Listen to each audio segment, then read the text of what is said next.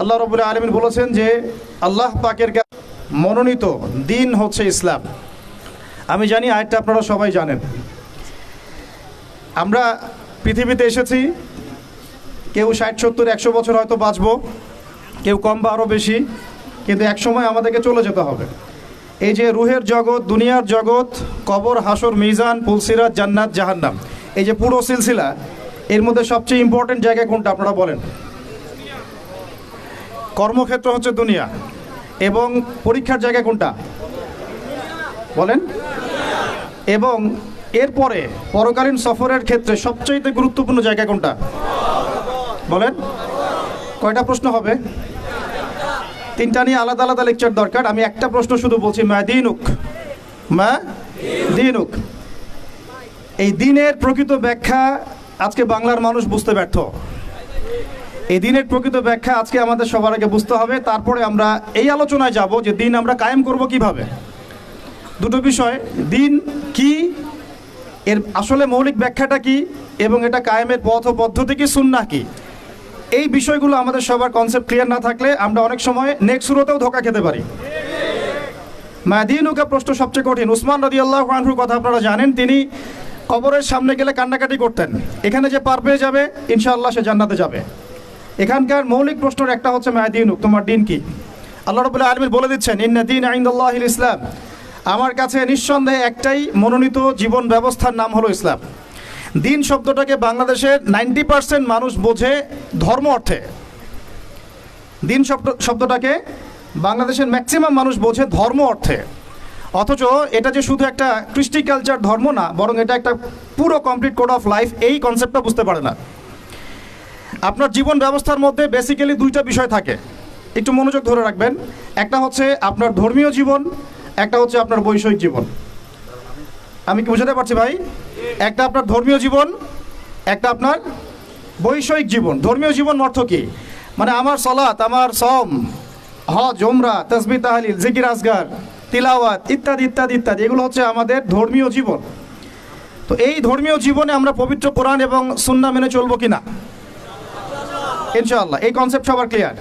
আরেকটা জীবন আছে আমাদের, সেটা হচ্ছে আমাদের এই যে সাংস্কৃতিক জীবন, শিক্ষা জীবন, অর্থনৈতিক জীবন, রাজনৈতিক জীবন, পারিবারিক জীবন এবং গ্লোবাল অ্যাফেয়ার্স। এই জীবনটাকে আমরা বলি বৈষয়িক জীবন। কি জীবন?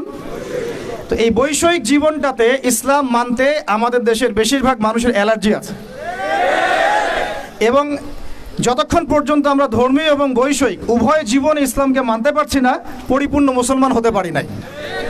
আমরা মুখে লা ইলাহা ইল্লাল্লাহ বললেও আমরা কিন্তু আবু জেহেল মার্কা মুসলমান হয়ে থাকবো। তো আসুন এখান থেকে আপনাদেরকে 3টা বিষয় আমি একটু বোঝানোর চেষ্টা করি। 1 নাম্বার, আমার খুব ক্ষুদ্র জ্ঞানে আমি একটা বিষয় অবজার্ভ করেছি যে পুরো ওয়ার্ল্ডে এখন মানুষ বেসিক্যালি এই দিন শব্দকে কেন্দ্র করে 3টা ভাগে ভাগ হয়ে গেছে। কয়টা ভাগে ভাই?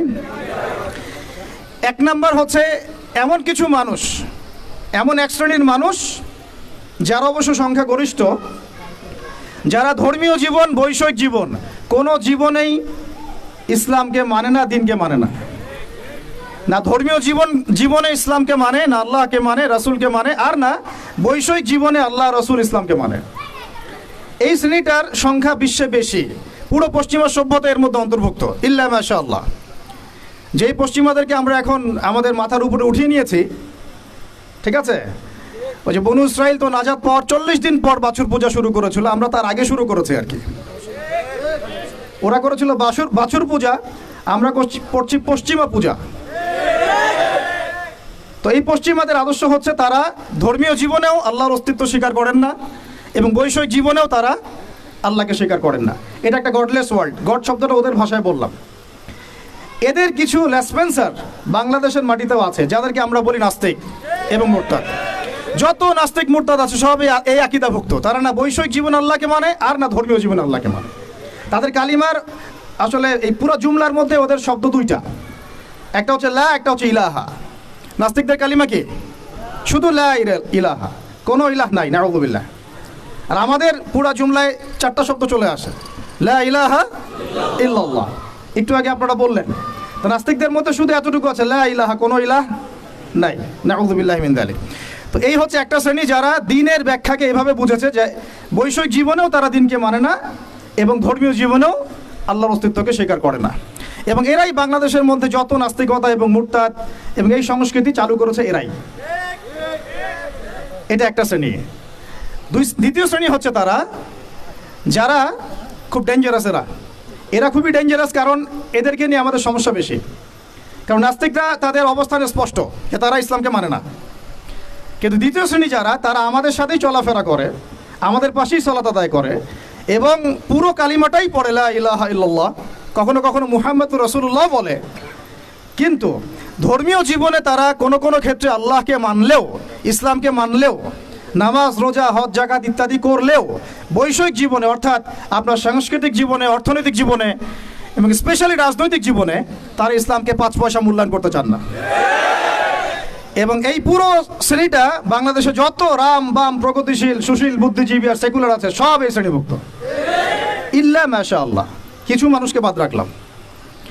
দ্বিতীয় শ্রেণীটা আমাদের জন্য সবচেয়ে বেশি ডেঞ্জারাস এই কারণে, কারণ প্রথম শ্রেণীটা আমাদেরকে সরাসরি ওই যে জঙ্গি মৌলবাদী এসব বলে না। এই দ্বিতীয় শ্রেণীর যারা, তারা আমাদেরকে অর্থাৎ তৃতীয় শ্রেণীর মানুষকে, যেটা আমি এখন আলোচনা করি নাই, তাদেরকে বলে যে তারা হচ্ছে ধর্মান্ধ, তারা হচ্ছে মৌলবাদী, তারা হচ্ছে ইত্যাদি সন্ত্রাসী, তারা হচ্ছে উগ্রপন্থী, তারা হচ্ছে কি বলবো, হ্যাঁ বলেন, এই শব্দগুলো তারা প্রয়োগ করে এই দ্বিতীয় শ্রেণীর মানুষটা। অথচ তারা কিন্তু আমাদের সমাজেই চলাফেরা করে, আমাদের সাথেই নামাজ পড়ে, জুমার নামাজেও আসে, মারা গেলে জানাজাও পড়ানো হয়, তারা নামাজ রোজা হজ জাকাতও করে, মাঝে মাঝে হজ উমরা বছর বছর করে। এবং আমরা মাঝে মাঝে দেখি যে তারা মদিনায় বসে 20 টাকার নামাজ পড়তেছে 9 মিনিটে। তো এই পুরো সেকুলার সোসাইটি কিন্তু দিন শব্দের ব্যাখ্যা নিয়েছে একটা ধর্মের রূপে, কৃষ্টি কালচার রূপে, এটাকে জীবন ব্যবস্থার রূপে তারা নেয় নাই। আমার কথা কি বুঝতে অসুবিধা হচ্ছে? আচ্ছা, আর এর বাইরে যারা আছে তৃতীয় শ্রেণীর মানুষ, তারা দিনের পরিপূর্ণ ব্যাখ্যা গ্রহণ করতে সক্ষম হয়েছে আলহামদুলিল্লাহ। তারাই এই পৃথিবীতে গোরাবা এবং ইনশাআল্লাহ ফাতুবা লিল গোরাবা। তারা হচ্ছে এই পৃথিবীতে গোরাবা, এই কারণে তাদেরকে মানুষ খুব একটা মূল্যায়ন করছে না। এই তৃতীয় শ্রেণীর মানুষ হচ্ছে গুটি কয়েক কিছু মানুষ এই পৃথিবীতে, বাংলাদেশেও এবং সারা ওয়ার্ল্ডেই। তারা ধর্মীয় জীবনেও এক আল্লাহর তাওহীদ ছাড়া কিছুই বোঝে না এবং বৈষয়িক জীবনে অর্থাৎ আপনার সংস্কৃতি, আপনার অর্থনীতি, রাজনীতি, পারিবারিক নীতি, শিক্ষানীতি, এই নীতিগুলোতে ইসলাম অর্থাৎ কোরআন এবং সুন্নাহ ব্যতীত অন্য কোনো দর্শনের তারা ধার ধারে না। তো দিন শব্দকে কেন্দ্র করে এইভাবে মানুষ 3 ভাগে ভাগ হয়ে গেছে। এখন আপনারা কোন দলে থাকতে চান? থাকতে হলে এখন অনেক অপবাদ সহ্য করতে হবে, অনেক ট্যাগ আপনার গায়ে লাগতে পারে এবং অনেকে আপনার দিকে বাঁকা চোখে তাকাবে, কিন্তু বিশ্বাস করেন এটাই হচ্ছে নাজাতের একমাত্র পথ। কেন? আল্লাহ পাক এই সূরার, এই আল ইমরান সূরারই 85 নম্বর আয়াতে গিয়ে বলেছেন যে ওয়ামাই ইয়াবতাগি গায়রাল ইসলামি দীনান ফালান ইউকবালা মিন। যারা মাদ্রাসার দেয়ালে হেঁটেছে, মানে দরজায় হেঁটেছে বা দরজার সামনে দাঁড়িয়েছে কখনো, তারাও এই আয়াতের অর্থ ভালো করে জানে।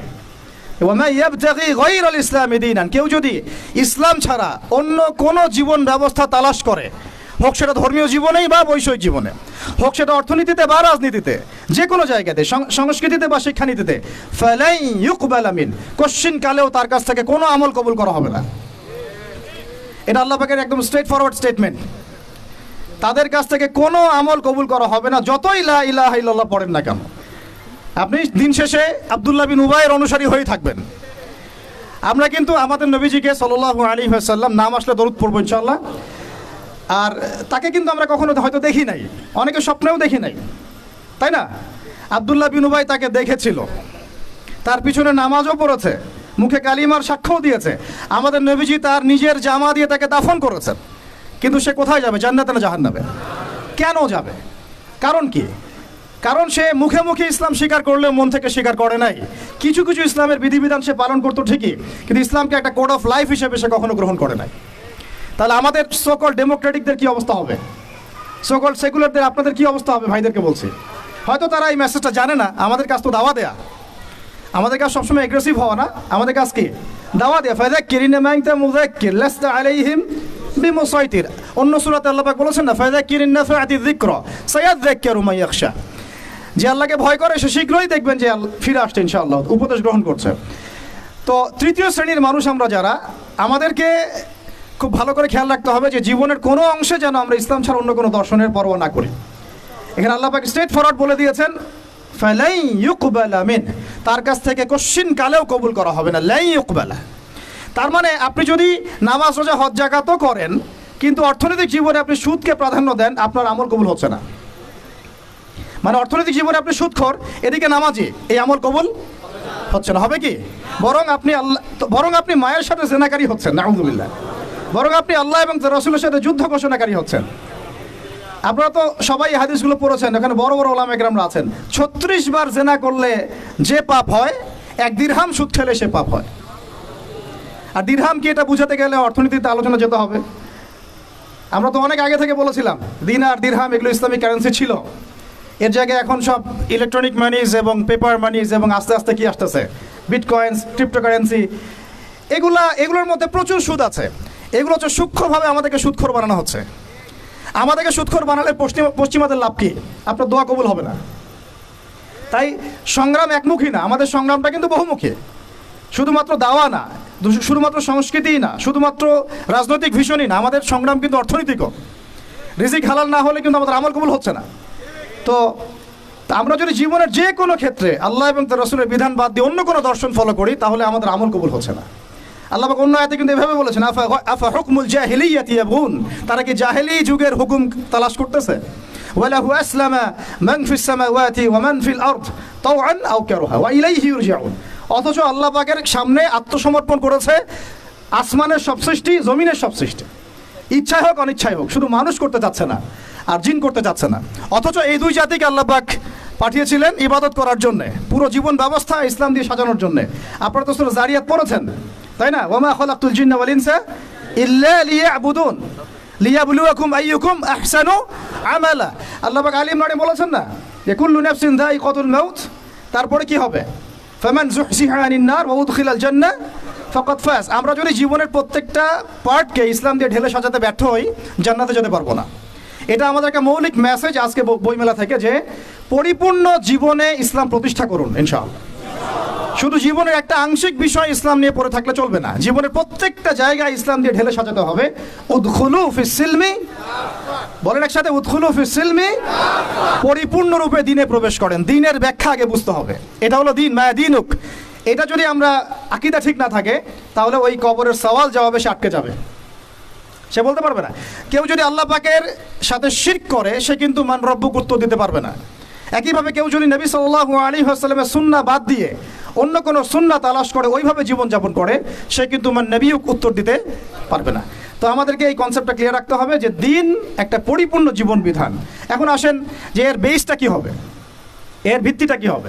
এর জন্য আপনাকে চলে যেতে হবে ওই বিদায় হজের ভাষণে।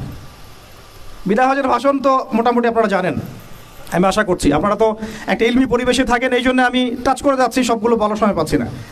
এখানে একটা হাদিস আছে, বিদায় হজে অনেকগুলো ভাষণ ছিল, তার মধ্যে একটা ভাষণে নবী সাল্লাল্লাহু আলাইহি ওয়াসাল্লাম বলেছেন, বলুন সাল্লাল্লাহু আলাইহি ওয়াসাল্লাম, যে তারাকতু ফিকুম আমরাইন, আমি তোমাদের মাঝখানে ছেড়ে যাচ্ছি মাত্র দুটো বস্তু। লান তাদিল্লু মা তামাসসাকতুম বিহিমা, তোমরা কোশ্চিন কালেও পথভ্রষ্ট হবে না যতদিন পর্যন্ত এই দুটাকে আঁকড়ে ধরে থাকবে। এই দুটা কি? কিতাব আল্লাহ, আল্লাহর কিতাব, আর কি বলেন? নবীর সুন্নাহ। তো এখন কিতাব এবং সুন্নাহ আমাদের সামনে স্পষ্ট, এবং এই কিতাব এবং সুন্নাহর সাথে সাহাবায়ে কেরাম রাদিয়াল্লাহু আনহুম আজমাইন তাদের মানহাজ নিতে হবে কি হবে না? এই জায়গায় কিন্তু আমাদের অনেক প্র্যাকটিসিং মুসলিম ভাইয়েরও আকীদার মধ্যে গলদ আছে। অনেকে মনে করেন যে খালি কোরআন এবং সুন্নাহ আমি সরাসরি নিব, সাহাবীদেরকে আমি নিব না। এই আকীদা ঠিক না ভাই। সাহাবীদেরকে ছাড়া আপনি কোরআন এবং সুন্নাহ সরাসরি মানতে পারছেন না। কারণ অন্য হাদিসে নবী সাল্লাল্লাহু আলাইহি ওয়াসাল্লাম বলেছেন, আলাইকুম বিসুন্নতি, তোমাদের উপর আমার সুন্নাতটা কি ওয়াজিব, এটা পালন তোমাদের করতেই হবে, ম্যান্ডেটরি। ওয়া সুন্নতি খুলাফায়ে রাশিদিন মাহদিন মিন বাদি, এবং আমার পরে খুলাফায়ে রাশিদার সুন্নাত তোমাদেরকে মানতে হবে। তাহলে এটা হলো আমাদের পিলার, যে আমরা ইসলাম মানব পরিপূর্ণ জীবনে কোরআন এবং সুন্নাহকে সামনে রেখে, এবং সাহাবায়ে কেরাম রাদিয়াল্লাহু আনহুম আজমাইন তাদের ফাহাম অনুযায়ী, তাদের বুঝ অনুযায়ী। ক্লিয়ার কথা? এবার আসেন, এই ইসলামটার দাওয়াত আমরা দিব, এটাতে আপনারা সবাই এগ্রিড। এখন কথা হচ্ছে এটা আমরা প্রতিষ্ঠা করব কিভাবে। এই তো মূল কথাটা কি, এই দিনটাকে আমরা আমাদের জায়গায় বাংলার জমিনে প্রতিষ্ঠা করব কিভাবে। জরুরি না যে বাংলার জমিনে ইসলামী খেলাফত কায়েম হবে, অন্য কোনো জায়গা হতে পারবে না, এটাও কিন্তু জরুরি না। আল্লাহ পাক চাইলে এই খেলাফত সিরিয়ায় কায়েম করতে পারেন, ফিলিস্তিনে কায়েম করতে পারেন, আল্লাহ পাক চাইলে আরও অন্য কিছুও করতে পারেন। আপনারা সিরাতের আলোকে জানেন, যখন নবী সাল্লাল্লাহু আলাইহি ওয়াসাল্লাম তায়েফে গিয়েছেন এবং তাকে মারা হয়েছে, তিনি ফিরে এসেছেন মক্কায়, তখন কি সাহাবীরা চিন্তা করতে পেরেছিলেন যে কয়দিন পরে আমরা মদিনায় যাব, সেখানে ইসলামিক স্টেট কায়েম হবে? বলেন আমাকে। যখন মক্কায় সাহাবীরা নির্যাতিত হচ্ছেন, যখন নবীজি বলছেন আবিসিনিয়ায় চলে যাও, সেখানে একজন রাজা আছে, তাই না, লা ইউজলামু ইনদাহু আহাদ, তার কাছে কেউ জুলুমের শিকার হয় না, তখন কি সাহাবীরা কেউ কল্পনা করেছিলেন মদিনায় ইসলামী রাষ্ট্র কায়েম হবে? তাই আমরা যেন এই ফিকিরটা শুধু এভাবে চিন্তা না করি যে এতটুকুই জমিন আমাদের, না, পুরো বিশ্বটাই আমাদের। সুবহানাল্লাহ, পুরো বিশ্বটাই আমাদের। আর আমরা আখিরুজ্জামানের হাদিসগুলো থেকে এটা স্পষ্ট জানতে পারি যে ইনশাআল্লাহ তাআলা বাইতুল মুকাদ্দাস হবে আমাদের খেলাফার প্রাণকেন্দ্র ইনশাআল্লাহ, এবং আমাদের কন্টিনেন্টে খোরাসান। এটার অনেক ব্যাখ্যা, এটা পরে আপনারা আস্তে আস্তে আসবেন এবং এটা নিয়ে আপনারা আলোচনা শুনেছেন, আমি এটা আশা করি। মূল কথাটা বলে আমি শেষের দিকে, ফিনিশিংয়ের দিকে যাব, যে আমরা আসলে এটাকে এখন কায়েম করব কিভাবে। এই প্রশ্নটা কি গুরুত্বপূর্ণ না গুরুত্বপূর্ণ না? অনেকে অনেকভাবে ব্যাখ্যা করছেন। কেউ বলছেন যে এটা কায়েম করতে হবে অমুক পদ্ধতিতে, কেউ বলছেন তমুক পদ্ধতিতে, কেউ বলছেন যে শুধু দাওয়াতের মাধ্যমে, কেউ বলছেন শুধু জিহাদ, কেউ বলছেন সরাসরি শুধু কিতাল, কেউ বলছেন ডেমোক্রেসি, কেউ বলছেন ভোটাভুটি, কেউ বলছেন বুলেট, কেউ বলছেন ব্যালট। তাহলে আসলে যাবোটা কোথায় এবং সুন্নাহ ভিত্তিক পদ্ধতিটা কি? এটার উত্তর দেওয়ার আগে আমি একটা প্রশ্ন করি আপনাদেরকে। আমাকে আপনারা বলেন যে দিন কায়েম করাটা কি ইবাদত না এটা একটা দুনিয়াবি কাজ? বলেন। আচ্ছা, এখন আমাকে বলেন যে ইবাদত কবুল হওয়ার শর্ত কয়টা? বলেন বলেন। দুইটা বা তিনটা? ঠিক আছে তো ভাই, বলেন, সাহস করেন। দুইটা বা তিনটা, তাই না? প্রথমটা হচ্ছে আল্লাহ পাকের সন্তুষ্টির জন্য হতে হবে। তাহলে আমরা দিন কায়েম করতে গেলে কার সন্তুষ্টি থাকবে আমাদের মাথায়? শুধু এক আল্লাহকে রাজি খুশি করার জন্য দিন কায়েমের চেষ্টা করা, শুধু এক আল্লাহর সন্তুষ্টির জন্য, অন্য কাউকে দেখানোর জন্য না, অন্য কাউকে শোনানোর জন্য না, বা গনিমত পাওয়ার জন্য না, শুধু আমার ক্ষমতা দখল করার জন্য না, শুধু এক আল্লাহকে রাজি খুশি করার জন্য আমার দিন কায়েমের মুভমেন্ট থাকবে। এই জায়গায় কিন্তু অনেকের ইখলাস নষ্ট হয়ে যায়, আন্দোলন ব্যর্থ হয়ে যায়। আমাকে বলেন যে এখন এতদিন যা হলো, এখন যা হচ্ছে, ভবিষ্যতে যা হবে, এখানে পুরো সিস্টেমটার মধ্যে ইখলাস কি এটা ছিল যে আল্লাহর জমিনে আল্লাহর তাওহীদ কায়েম করা? এখন আপনারা বুঝতে পারতেছেন, প্রথম দিন আমরা স্ট্যাটাস দিয়েছিলাম যে পশ্চিমার কোনো সেবা দাসকে আমরা গ্রহণ করব না। এখন আস্তে আস্তে সব বুঝতে পারবেন, কেবল তো শুরু, দেখেন সামনে কি হয়। শোনেন, এই উসুলটা মাথায় রাখেন, যখন একটা কওম জুলুম করতে থাকে, যখন একটা কওম জুলুমের উপর জুলুম করতে থাকে, আল্লাহ পাক তার উপরে আরো বড় জালেম চাপায় দেন। এরপরে যখন এই কওমটা মাজলুম হয়ে যায়, আল্লাহকে ডাকতে থাকে, আল্লাহর কাছে আত্মসমর্পণ করে, তখন আল্লাহ পাক তার জন্য ওই ফেরাউন থেকে নিষ্কৃতির জন্য মুসা আলাইহিস সালামের মতো মানুষকে পাঠান। এরপর তারা মুক্তির পথে যায়। আবার যখন এই কওম ওই ফেরাউনের কবল থেকে নাজাত পেয়ে বনু ইসরাইলের উদ্ধত আচরণ শুরু করে, তখন আরো বড় জালেমকে আল্লাহ চাপায় দেন। আমরা যেন এই ভুল করতে না যাই, আমরা যেন এই ভুলটা না করি। আল্লাহ পাক যদি আমাদেরকে ফেরাউনের কবল থেকে নাজাত দিয়ে থাকেন, আমরা যেন উদ্ধত বনু ইসরাইল না হয়ে যাই। এটা আমার খুব হৃদয়ের ভিতর থেকে একটা আকুতি আর কি।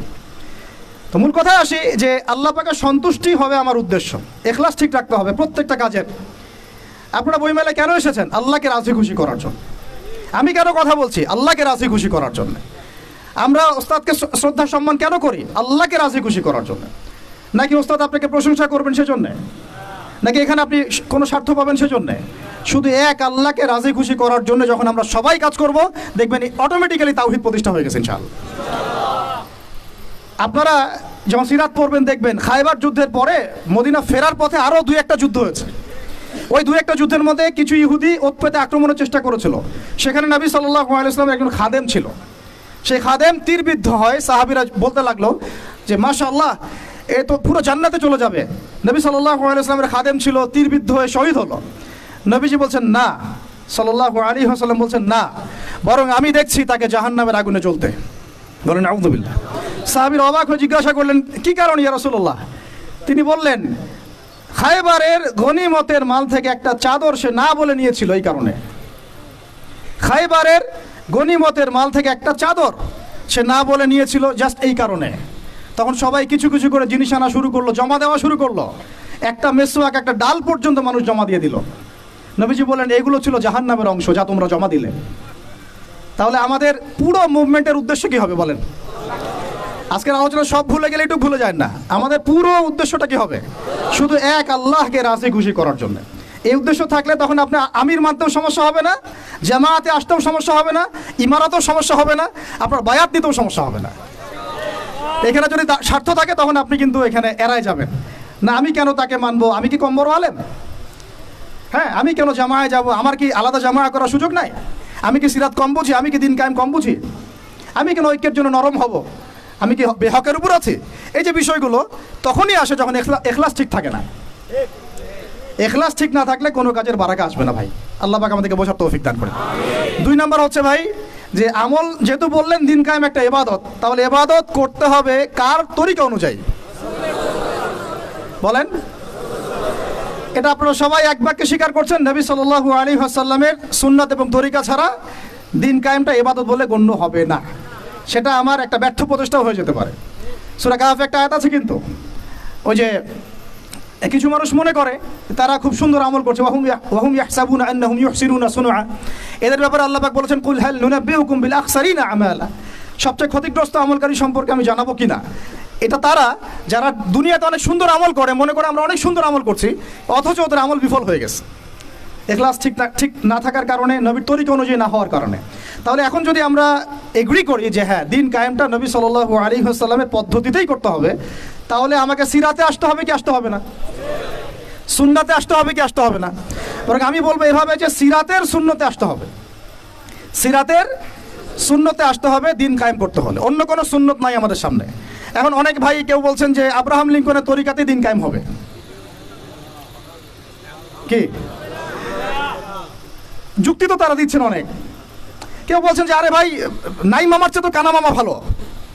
কেউ বলছেন ভাই আগে এত পুরো রুটির দিকে তাকানোর দরকার কি, রুটির 2-1টা টুকরা হইলে তো হয়। এবং তাদেরকে পশ্চিমারা খুব সহজেই কিন্তু বাগে আনতে পারবে, 10টা করে সিট দিয়ে দিবে, ভাগ করে নেন আপনারা 60টা সিট। তারাও সন্তুষ্ট যে আমরা তো আগে কিছুই পাইতাম না, অন্তত এখন 50টা তো পাইছি।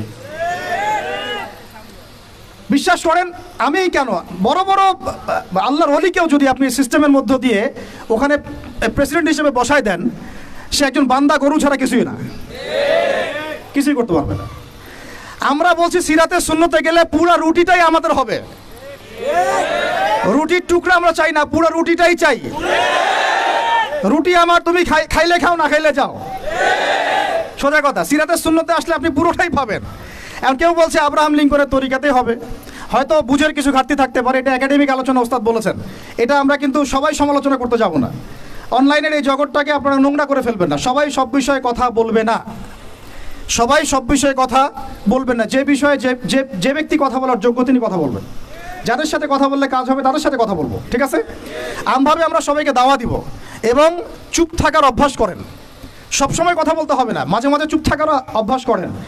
আমাদের একজন বরেণ্য ওস্তাদ তিনি বলেন যে মুতাকাল্লিম হওয়ার যে খায়েশ, এটা একটা হৃদয়ের কলবের একটা রোগ। একটা মুতাকাল্লিম হওয়ার যে খায়েশ মানুষের মধ্যে থাকে যে আমাকে সব বিষয়ে কথা বলতে হবে, এটা অন্তরের একটা রোগের নাম। তো এটা যদি একটা ইবাদত হয় তাহলে সিরাতের সুন্নতে আসতে হবে, আমরা এগ্রিত, ঠিক আছে? এখন তৃতীয় কথা হচ্ছে, 3 নম্বর শর্তটা আরো ডেঞ্জারাস, সেটা হচ্ছে রিজিক হালাল হতে হবে। রিজিক, এই জায়গায় সবাই একটু ফিকির করেন, দেখেন একটু আপনারা আপনাদের রিজিকগুলোকে দেখেন যে কতজনের রিজিক 100% হালাল আছে। এগুলো আমাদের কিন্তু প্র্যাকটিক্যাল কথা, আমরা কিছু খালি তাত্ত্বিক কথা বলে চলে যাবো এমন না, প্র্যাকটিক্যালি ইমপ্লিমেন্টটা বেশি জরুরি। এখন আমি খুবই স্বপ্ন দেখছি, আমরা সবাই স্বপ্ন দেখছি যে আপনাদেরকে দিয়েই হবে ইনশাআল্লাহ। কারণ এই জেনারেশন করে দেখিয়েছে এবং তারা আমাদেরকে দেখিয়েছে কোন ভাষায় কথা বললে কাজ হয়। এতদিন তো আমরা বলে আসতাম, তো এই ভাষার কথা বললে আপনারা আমাদেরকে অনেক ট্যাগ দিতেন, ঠিক আছে? দেখেন, জালেম জুলুম করলো, মাজলুম দাঁড়ায় গেল। এই তো জালেম জুলুম করলো, মাজলুম দাঁড়ায় গেল প্রতিবাদের জন্য, প্রতিবাদের ভাষায়। আপনারা আমাকে বলেন তো, জালেমের বিরুদ্ধে মাজলুম যখন দাঁড়িয়েছে তারা কি খালি হাতে দাঁড়িয়েছিল? জালেম যখন 2টা মাইট দিয়েছে, মাজলুম কি 2টা মাইট দেয় নাই? জালেমদের অনেকে যখন মাজলুমদের অনেককে শহীদ করেছে, তো জালেমদের দলেও কি কিছু মানুষ মারা যায় নাই? তো এটা কি একটা কনফ্লিক্ট হয়নি রাস্তাঘাটে? তো গণতান্ত্রিক প্রক্রিয়া এই কনফ্লিক্টটাকে আপনি জায়েজ করে নিলেন তো, গণতান্ত্রিক প্রক্রিয়া এই কনফ্লিক্টটাকে আপনি জায়েজ করে নিলেন তো, মাশাআল্লাহ। এই কনফ্লিক্টটাকে যদি আমরা জিহাদ শব্দ বলি, আপনি আমার দিকে তেড়ে আসেন, বিষয়টাই না সেম বিষয়। একই বিষয়, আপনি জালেমের এগেনস্টে দাঁড়াইছেন, মাজলুম জুলুমের শিকার হতে হতে হতে আমাদের ভাই আবু সাইদ জীবন দিল, মুগ্ধরা জীবন দিল, সবার একটা সিম্পেথি তৈরি হলো। এখানে আম জনতা, রিক্সা চালক, শ্রমিক, মানে ওলামায়ে কেরাম, কে বাকি ছিল? সবাই তাদের পক্ষে ছিল, তাই না? কেউ লিখেছে, কেউ বলেছে, কেউ মাঠে ছিল। তারা ছিল মাজলুম, দেয়ালে পিঠ থেকে গেছে, তখন তারা কিন্তু হাতে কিছু না কিছু তো উঠিয়েছিল, নাকি উঠায় নাই? তো উঠিয়ে তারা একটা প্রতিবাদের ভাষা আমাদেরকে দেখিয়েছে, এইভাবে প্রতিবাদ করতে হয়। তো ওই প্রতিবাদটা পরে আপনারা কি এখন বলবেন যে ছাত্র জনতার মধ্যে কেউ জুলুম করেছে? ছাত্র জনতা জঙ্গি, ছাত্র জনতা সন্ত্রাসী, এই সম্বন্ধে একটা সন্ত্রাসী ছিল, ওরা জঙ্গি ছিল, হ্যাঁ ওরা উগ্রবাদী ছিল? কেন বলছেন না এখন আপনারা এই কথাগুলো? আমার প্রশ্ন হচ্ছে, এখন এই কথাগুলো আপনারা কেন বলছেন না? কারণ আপনারা বুঝতে পারছেন তারা ন্যায্য কাজটাই করেছে। যখন জালেম জুলুম করতে করতে করতে মাজলুমকে একদম দেয়ালে পিঠ ঠেকিয়ে দেয়, তখন মানুষকে হামাস হতে হয়, তখনই বিভিন্ন জিহাদি সংগঠনের অস্তিত্ব আসে, তখনই কিন্তু খোরাসান স্বাধীন হয়। তো এখন আমরা বাংলাদেশেও বুঝতে পারছি যে হ্যাঁ, তখনই কিন্তু ছাত্র ভাইরা হাতে প্রতিবাদের ভাষা উঠিয়ে নিয়েছিল। তো এটাকে গণতান্ত্রিক প্রক্রিয়া আপনারা জায়েজ করছেন, ঠিক আছে, এটা কোনো সমস্যা না, এটা ভালো, ওরা প্রতিবাদ করেছে, ওদেরকে আমরা কিন্তু খারাপ বলতে পারি না। কেউ বলছে খারাপ? এই একই স্লোগান যদি সিরাতের সুন্নতে আমরা বলি যে দাওয়াতের সাথে জিহাদ লাগবে, তখন তো তেরে আসবেন আমাদের দিকে, আসবেন না? আসবে। আপনারা লিখে নেন আমার কথাগুলো। এই একই জিনিসটাই, এই প্রতিবাদের এই ভাষাটাই যখন আপনি দাওয়াতের সাথে জিহাদ শব্দ ইউজ করবেন, আপনার দিকে তেরে আসবেই। এবং এখন যাদের পা ধরা হচ্ছে, তারা তো পুরো বিশ্বব্যাপী এটাকে মিটিয়ে ফেলার মিশন নিয়েছে। তা আপনারা কি মনে করছেন যে তারা আমাদের প্রতিবেশীর চাইতে আমাদের বন্ধু হয়ে যাবে? কখনো, কোশ্চিন কালেও না। এটা জেগে জেগে স্বপ্ন দেখছে তারা। তো আল্লাহ পাক তাদেরকে সহি সামাজ দান করেন। আমি সবসময় আমরা সব কিছু করবো না, আমরা তো পরিবেশ পরিস্থিতি বুঝে ইনিশিয়েটিভ নিব, তাই না? কিন্তু সিরাতের কোন অংশকে আপনি বাদ দিতে পারেন না। তো একটা অংশকে বাদ দিয়ে দিবেন, একটা অংশকে নেবেন, দিনের কিছু অংশকে রাখবেন, কিছু অংশ রাখবেন না, এটা তো ইসলাম হলো না। যখন যেটা ইমপ্লিমেন্ট করার অবস্থা সৃষ্টি হবে তখন সেটা করতে হবে, এটাই তো ইসলাম। আর আমরা দেখলাম যে কোন ভাষায় কথা বললে দাবি আদায় করা যায়। আর একটা ভাষা আছে বাংলাদেশে দাবি আদায় করার, কিছু হইলেই শাহবাগে চলে যাওয়ার। তো মাঝে মাঝে আমরাও বাসায় একটু মশকরা করি যে তোমার কিছু লাগবে, কেন কিছু লাগলে চলো শাহবাগে যাই, দাঁড়ালেই আমাদেরকে ইয়া দিবে আর কি, মানুষ বাহবা দিবে, আমার দিকে জনসমর্থন তৈরি হবে। তো মূল জায়গায় আসি ভাই, যে এখন আপনাদের সাথে এই ব্যাপারটা আমার ক্লিয়ার যে এটা একটা ইবাদত, এটাকে করতে হবে সিরাতের সুন্নতেই, তাই তো? আর সিরাতের সুন্নতে করতে গেলে আপনাদেরকে সিরাত পড়তে হবে কিনা ভাই? আমাকে বলেন যে সিরাতের 40 থেকে 50টা কিতাব আছে এখন যদি আপনারা ঘুরেন এখানে। আলহামদুলিল্লাহ আমার বাসায় মোটামুটি সবগুলোই আছে, এবং সিরাতের একজন গভীর ছাত্র আমি। সিরাতের 10টা কিতাব কারা কারা পড়েছেন? হাত তুলেন। কমপক্ষে 10টা। আচ্ছা 10টা বেশি বলে ফেলছি, 5টা সিরাতের বই কারা কারা পড়েছেন? মাশাআল্লাহ। একটা পড়েছেন কারা কারা? একটা, অন্তত একটা কিতাবের নাম বলছি, খুব পাতলা একটা কিতাব, সিরাতে খতামুল আম্বিয়া, কয়জন পড়েছেন? আর রাহিকুল মাখতুম কয়জন পড়েছেন? নবী রহমত কয়জন পড়েছেন? এরকম অনেক কিতাব আছে। সিরাতের বই না পড়লে ভাই তরিকা বোঝা যাবে না। তরিকা সবসময় আপনাকে সব কিছু ধরায় দিতে হবে কেন? আপনি নিজেই বুঝে নেন কোনটা তরিকা, তখন আমি বললে আপনি বুঝে ফেলবেন কতে কি। এখন আমি খুব সংক্ষেপে আপনাদেরকে বলছি যে দেখেন তরিকাটা কেমন ছিল। নবী সাল্লাল্লাহু আলাইহি ওয়াসাল্লাম, একটু মনোযোগ দেই ভাই, এটা আমার আলোচনার শেষ পার্ট, ঠিক আছে? নবী সাল্লাল্লাহু আলাইহি ওয়াসাল্লাম এমন একটা যুগে ছিলেন যে যুগটা ঠিক আমাদের মতোই, একেবারে হুবাহু না হলে 19 আর 20। যেমন উনি এমন একটা যুগে জন্ম নিয়েছিলেন যে যুগটার মধ্যে 5টা মৌলিক সমস্যা ছিল। কয়টা? এবং ওই যুগটাকে আপনারা আইয়ামে জাহিলিয়াত বলে গালি দেন, তাই তো? এবং সেকুলার রামবামরাও বলে এটা আইয়ামে জাহিলিয়াত। কেন বলি আমরা? কারণ ওই সমাজে শিরক ছিল। কি ছিল? এখন আপনি আমাকে বলেন এই সমাজের মধ্যে শিরক আছে কি না? ওখানে লাত উজ্জা হবল মানাতের ইবাদত হয়েছে, এখন তো বিভিন্ন ভাস্কর্যের পূজা হয়েছে, হয় নাই? ছবি সংস্কৃতি হয়েছে, মূর্তি সংস্কৃতি হয়েছে। এখানে একটা আমার দুঃখের কথা একটু বলেই ফেলি যে অনেকে বলেছেন যে মাদ্রাসার ছেলেদেরকে মন্দির পাহারা দিতে ইত্যাদি ইত্যাদি। আমি এটার সাথে একমত না। এটার সাথে আমি ব্যক্তিগতভাবে বলছি আর কি, আমি একমত না। কারণ বাংলাদেশে অমুসলিম প্রশাসন আছেন, তাদেরকে ডিউটি দেওয়া যায়। আমি তো এটাও পক্ষপাতী না যে একজন মুসলিম অফিসার ওখানে গিয়ে মূর্তি পাহারা দিবে, আর মাদ্রাসার ছেলেরা কি কারণে ওখানে গিয়ে পাহারা দিতে যাবে? তো এই যে আগ বাড়িয়ে বেশি দরদ দেখানো, এটা আমাদের মনে হয় ভালো হচ্ছে না। আর আমরা যত ইলিশ দেই না কেন, তারা আমাদেরকে কখনো স্বাধীনতা দিবে না। এইগুলা বাদ দেন, এইগুলোর দিন শেষ। সরাসরি কথা বলতে হবে। কই, তারা তো পাকিস্তানের বাদ ছাড়তে পারে নাই, তারা তো চায়নার বাদ ছাড়তে পারে না, তারা তো অন্য অন্য ইভেন নেপালেরও বাদ ছাড়তে পারে না। তাহলে এই যে তিস্তার বাদ আর এই বাদগুলো এত সহজে ছাড়ে কিভাবে? ব্যাপারটা তো এখানে ফয়সালা হবে না যে ছেড়ে দিল, বন্যা হয়ে গেল, আমরা ত্রাণ দিলাম, ফখর করলাম কে কত টাকা ত্রাণ দিয়েছে। ত্রাণ দিয়েছি ঠিক আছে, আলহামদুলিল্লাহ। আমার মূল জায়গা হচ্ছে সে যেন পানি ছাড়তে না পারে এরপর থেকে। এটা ছিল আমাদের মূল কথা। কিন্তু এই জায়গায় কি আমরা কাজ করলাম? আমরা ত্রাণ দিলাম, আলহামদুলিল্লাহ, ঠিক আছে, কিন্তু আমরা কিন্তু ওই জায়গায় গেলাম না যে এরপর থেকে যেন এই বাদ খোলার সাহস তারা না পায়। তো মূল জায়গায় আসে, আল্লাহ পাক আমাদেরকে আমল করার তৌফিক দান করে দেন। আমি বন্ধ করি। আচ্ছা, আজানের জবাব দিই আমরা ইনশাআল্লাহ।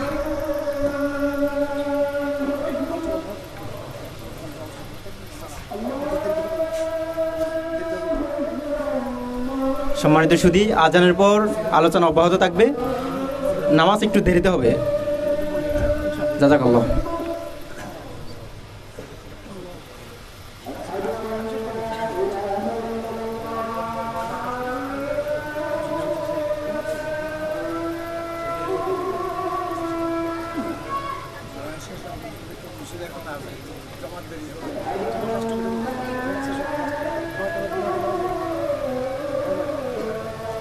বয়ান শেষ না হওয়ার আগ পর্যন্ত কেউ না ওঠে, নামাজ দেরিতে হবে ইনশাল্লাহ।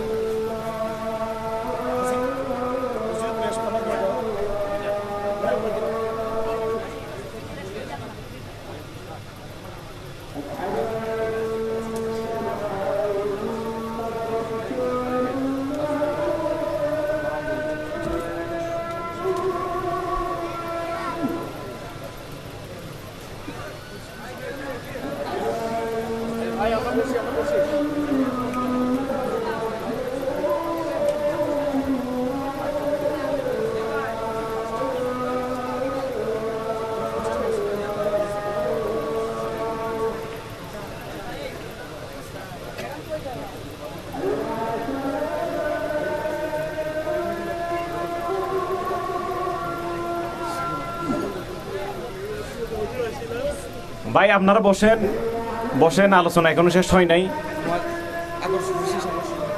আজকের অধিবেশনের বিশেষ আকর্ষণ আপনাদের ভাই আবু তোহা আদনান আপনাদের জন্য 5টি প্রশ্ন করবেন এবং 5টি প্রশ্নের উত্তর যারা দিতে পারবেন তাদেরকে বই হাদিয়ে দিবেন ইনশাল্লাহ। আপনারা বসেন। সিরাত থেকে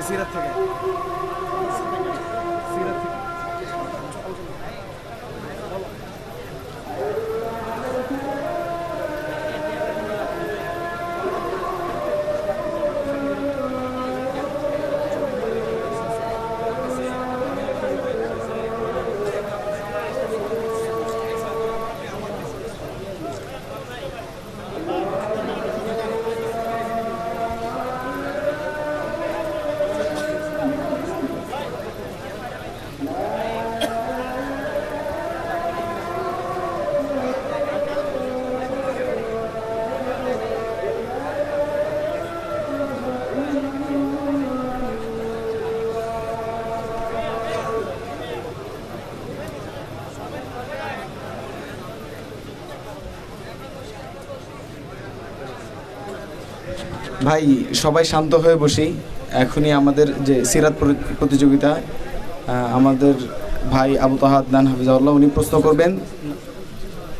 অনুষ্ঠান শেষে ইনশাল্লাহ নামাজ হবে। সবাই ধৈর্য ধারণ করে বসি।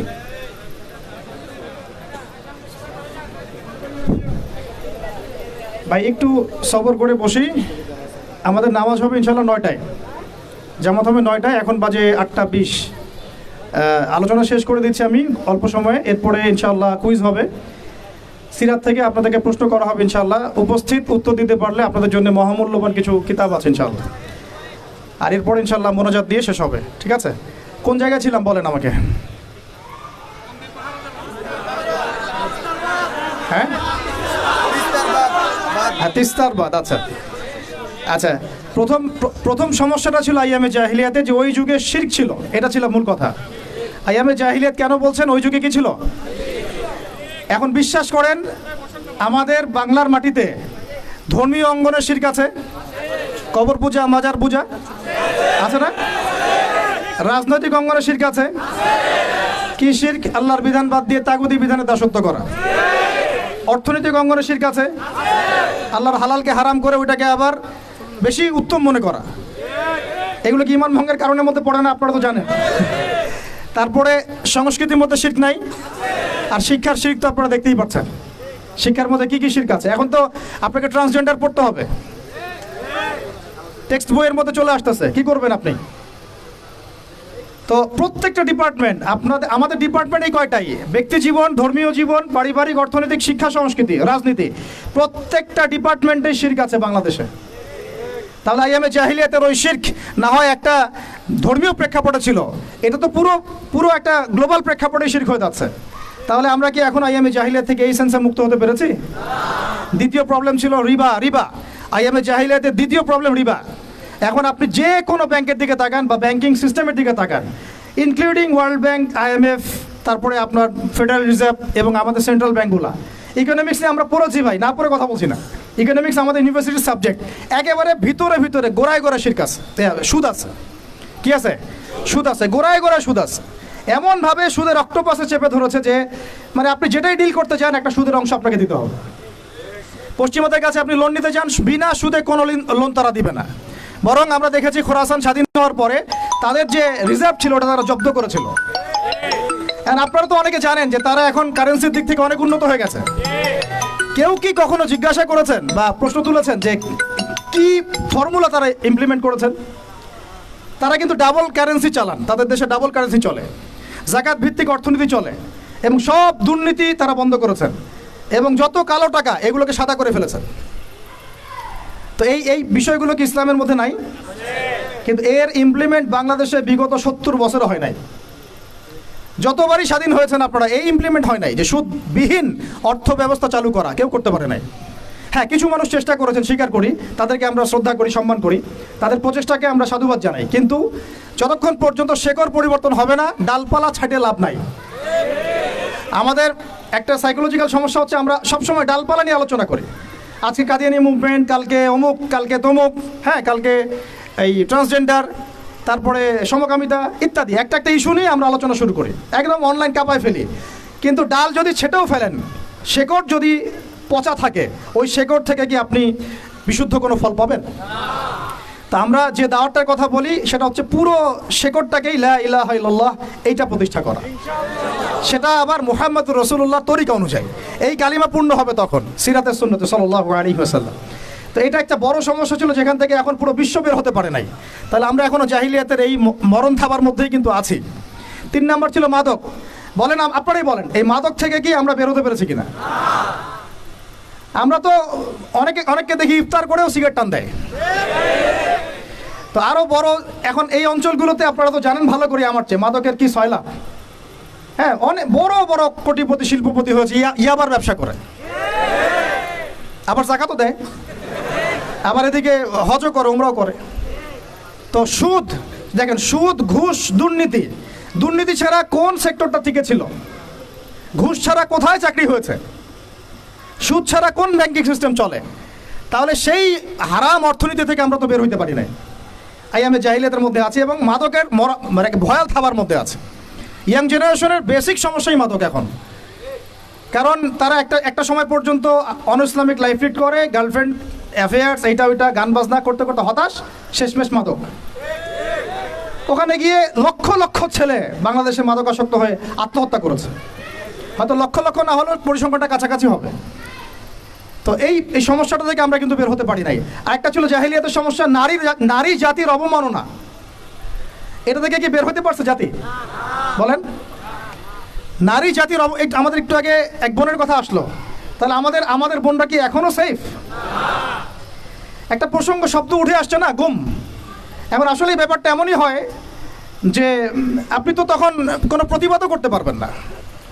একেবারে আতর্কিত হামলার মতো হুট করে 1 মিনিটের মধ্যে উঠাই নিয়ে চলে গেল, কিছুই বলার নাই, কিছুই করার নাই। সাথেই হ্যান্ডকাফ, চোখ বেঁধে ফেলা এবং জোরে জোরে গান ছেড়ে দেয় আর কি, যাতে আপনার মাইন্ডটা ফ্রেশ থাকে। নাউযুবিল্লাহ, মানে আপনি যেন রিল্যাক্স ফিল করেন, ভয় না পান। তো তো এই যে একটা ভীতিকর অবস্থা, যখন তখন যাকে তাকে উঠাই নিয়ে যাচ্ছে, তো এখান থেকে তো মেয়েরাও রেহাই পেল না, মেয়েরাও রেহাই পেল না। তখন তাহলে সত্যি কি আমরা আমাদের দিনী বোনদেরকে সিকিউর করতে পেরেছি? ইভেন আমরা তো ভাইদেরকেও সিকিউর করতে পারি নাই। যেমন যেমন উস্তাদ করা হবে বললেন, এরপর থেকে এরকম করতে আসলে হাত ভেঙে দেওয়া হবে, এরপর থেকে এরকম গোপন অভিযান চালাতে আসলে প্রতিবাদ করা হবে, প্রতিবাদ করা হবে ইনশাআল্লাহ। কারণ যদি একজন মানুষ অপরাধ করেই থাকে, আপনি সরাসরি মামলা দায়ের করে তার বিরুদ্ধে ব্যবস্থা নেন। এভাবে হুটহাট করে রাতের অন্ধকারে উঠাই নিয়ে চলে যাবেন, কোথায় রাখবেন কেউ জানবে না, কি খাবে না খাবে তার ঠিক ঠিকানা নাই, লাশ ধোয়া চকির মধ্যে শুয়ে থাকবে। একটা কোরআন চাইলে কোরআনও দিবেন না পড়তে, একটা কোরআন যদি চাওয়া হয় কোরআনও দিবেন না পড়তে, যখন তখন রিমান্ডে নিয়ে যাবেন। নির্যাতন তো ওটা বাদ দিলাম, কারণ আমরা বলতে চাই না এই কারণে, আমরা অনেক ভাইদের কুরবানির যে ইতিহাস শুনেছি, গল্প কারগুজারি শুনেছি, তার বিপরীতে এই বিষয়গুলো নিয়ে আমার ব্যক্তিগতভাবে কথা বলতে লজ্জা লাগে। তাদের এত বড় বড় কুরবানি আছে যে আমরা এগুলো নিয়ে কথা বলতে লজ্জা পাই। ঠিক আছে, তো এতটুকু শুধু ইঙ্গিত দিব যে এগুলোর পিছনে যতটা না এই রাম বাম আর নাস্তিক মুরতাদ এরা দায়ী, তার চেয়ে বেশি দায়ী ছিল এক শ্রেণীর দাড়ি টুপিওয়ালা মানুষ। এতটুকু বললাম, আর কিছু বলতে চাই না। কারণ আমরা চাই কিছু আচার পরকালের জন্য থাক, কিছু আচার পরকালের জন্য থাক। আর কথা হচ্ছে আমরা কিন্তু আমাদের ভাই বোনদেরকে সিকিউর করতে পারছি না। আমাদের ভাইরা এখনও ওই মাদক আর নারী জাতির অবমাননার মধ্যেই থেকে গেছেন। আর এখন বেহায়াপনা, এই আপনার জেনা, ব্যভিচার, পর্নোগ্রাফি, মেয়েদেরকে অনেকে বলেন জীবন্ত তো এখন দাফন করা হয় না। আমি বলি মেয়েদেরকে এখনও গর্ভে মেরে ফেলা হয়। মেয়েদের প্রতি এখনও সমাজ সেইভাবে সাম্য প্রদর্শন করছে না। অনেক আমাদের মতো মানুষ অনেকে মেয়ে সন্তান হলে মুখটা কালো করে ফেলছেন। এগুলো তো ইসলামের শিক্ষা না। তো মেয়েদেরকে অবমাননার জায়গা থেকে বের করতে হবে। তাদের যে শান্তি আর কামিয়াবি, এটা এই সকল পশ্চিমা সভ্যতার এই দর্শনগুলোর মধ্যে নাই। তাদের শান্তি কামিয়াবি আছে শুধুমাত্র কোরআন এবং হাদিসের মধ্যেই। এই মেসেজটা আমাদের বোনদেরকে পৌঁছাতে হবে ইনশাআল্লাহ। এবং আমাদের বোনরা কিন্তু অনেক ইমানদার, অনেক শক্ত, যারা ইসলামের পথে ফিরে আসে না, আমরা কিছুটা দেখেছি দূর থেকে, তারা মাশাআল্লাহ অনেক শক্ত মুমিনা হয়। তার ধার কাছে হয়তো আমরা যাইতে পারি না, জানেন। এইরকম আমি রিকোয়েস্ট করি আপনাদেরকে যে আপনারা তো বিয়ে শাদী করবেন, শুধু দিনদারিতাকে প্রাধান্য দিয়ে বিয়ে করেন ভাই। অন্য বিষয়গুলো টেম্পোরারি, আপেক্ষিক। একে খাস দিলে দোয়া করলাম, ঠিক আছে। দিনী বোনদেরকে দিনদারিতার ভিত্তিতে আপনারা আপনাদের সহধর্মিনী বানান, অন্য কোনো বিষয় দেখতে যায় না।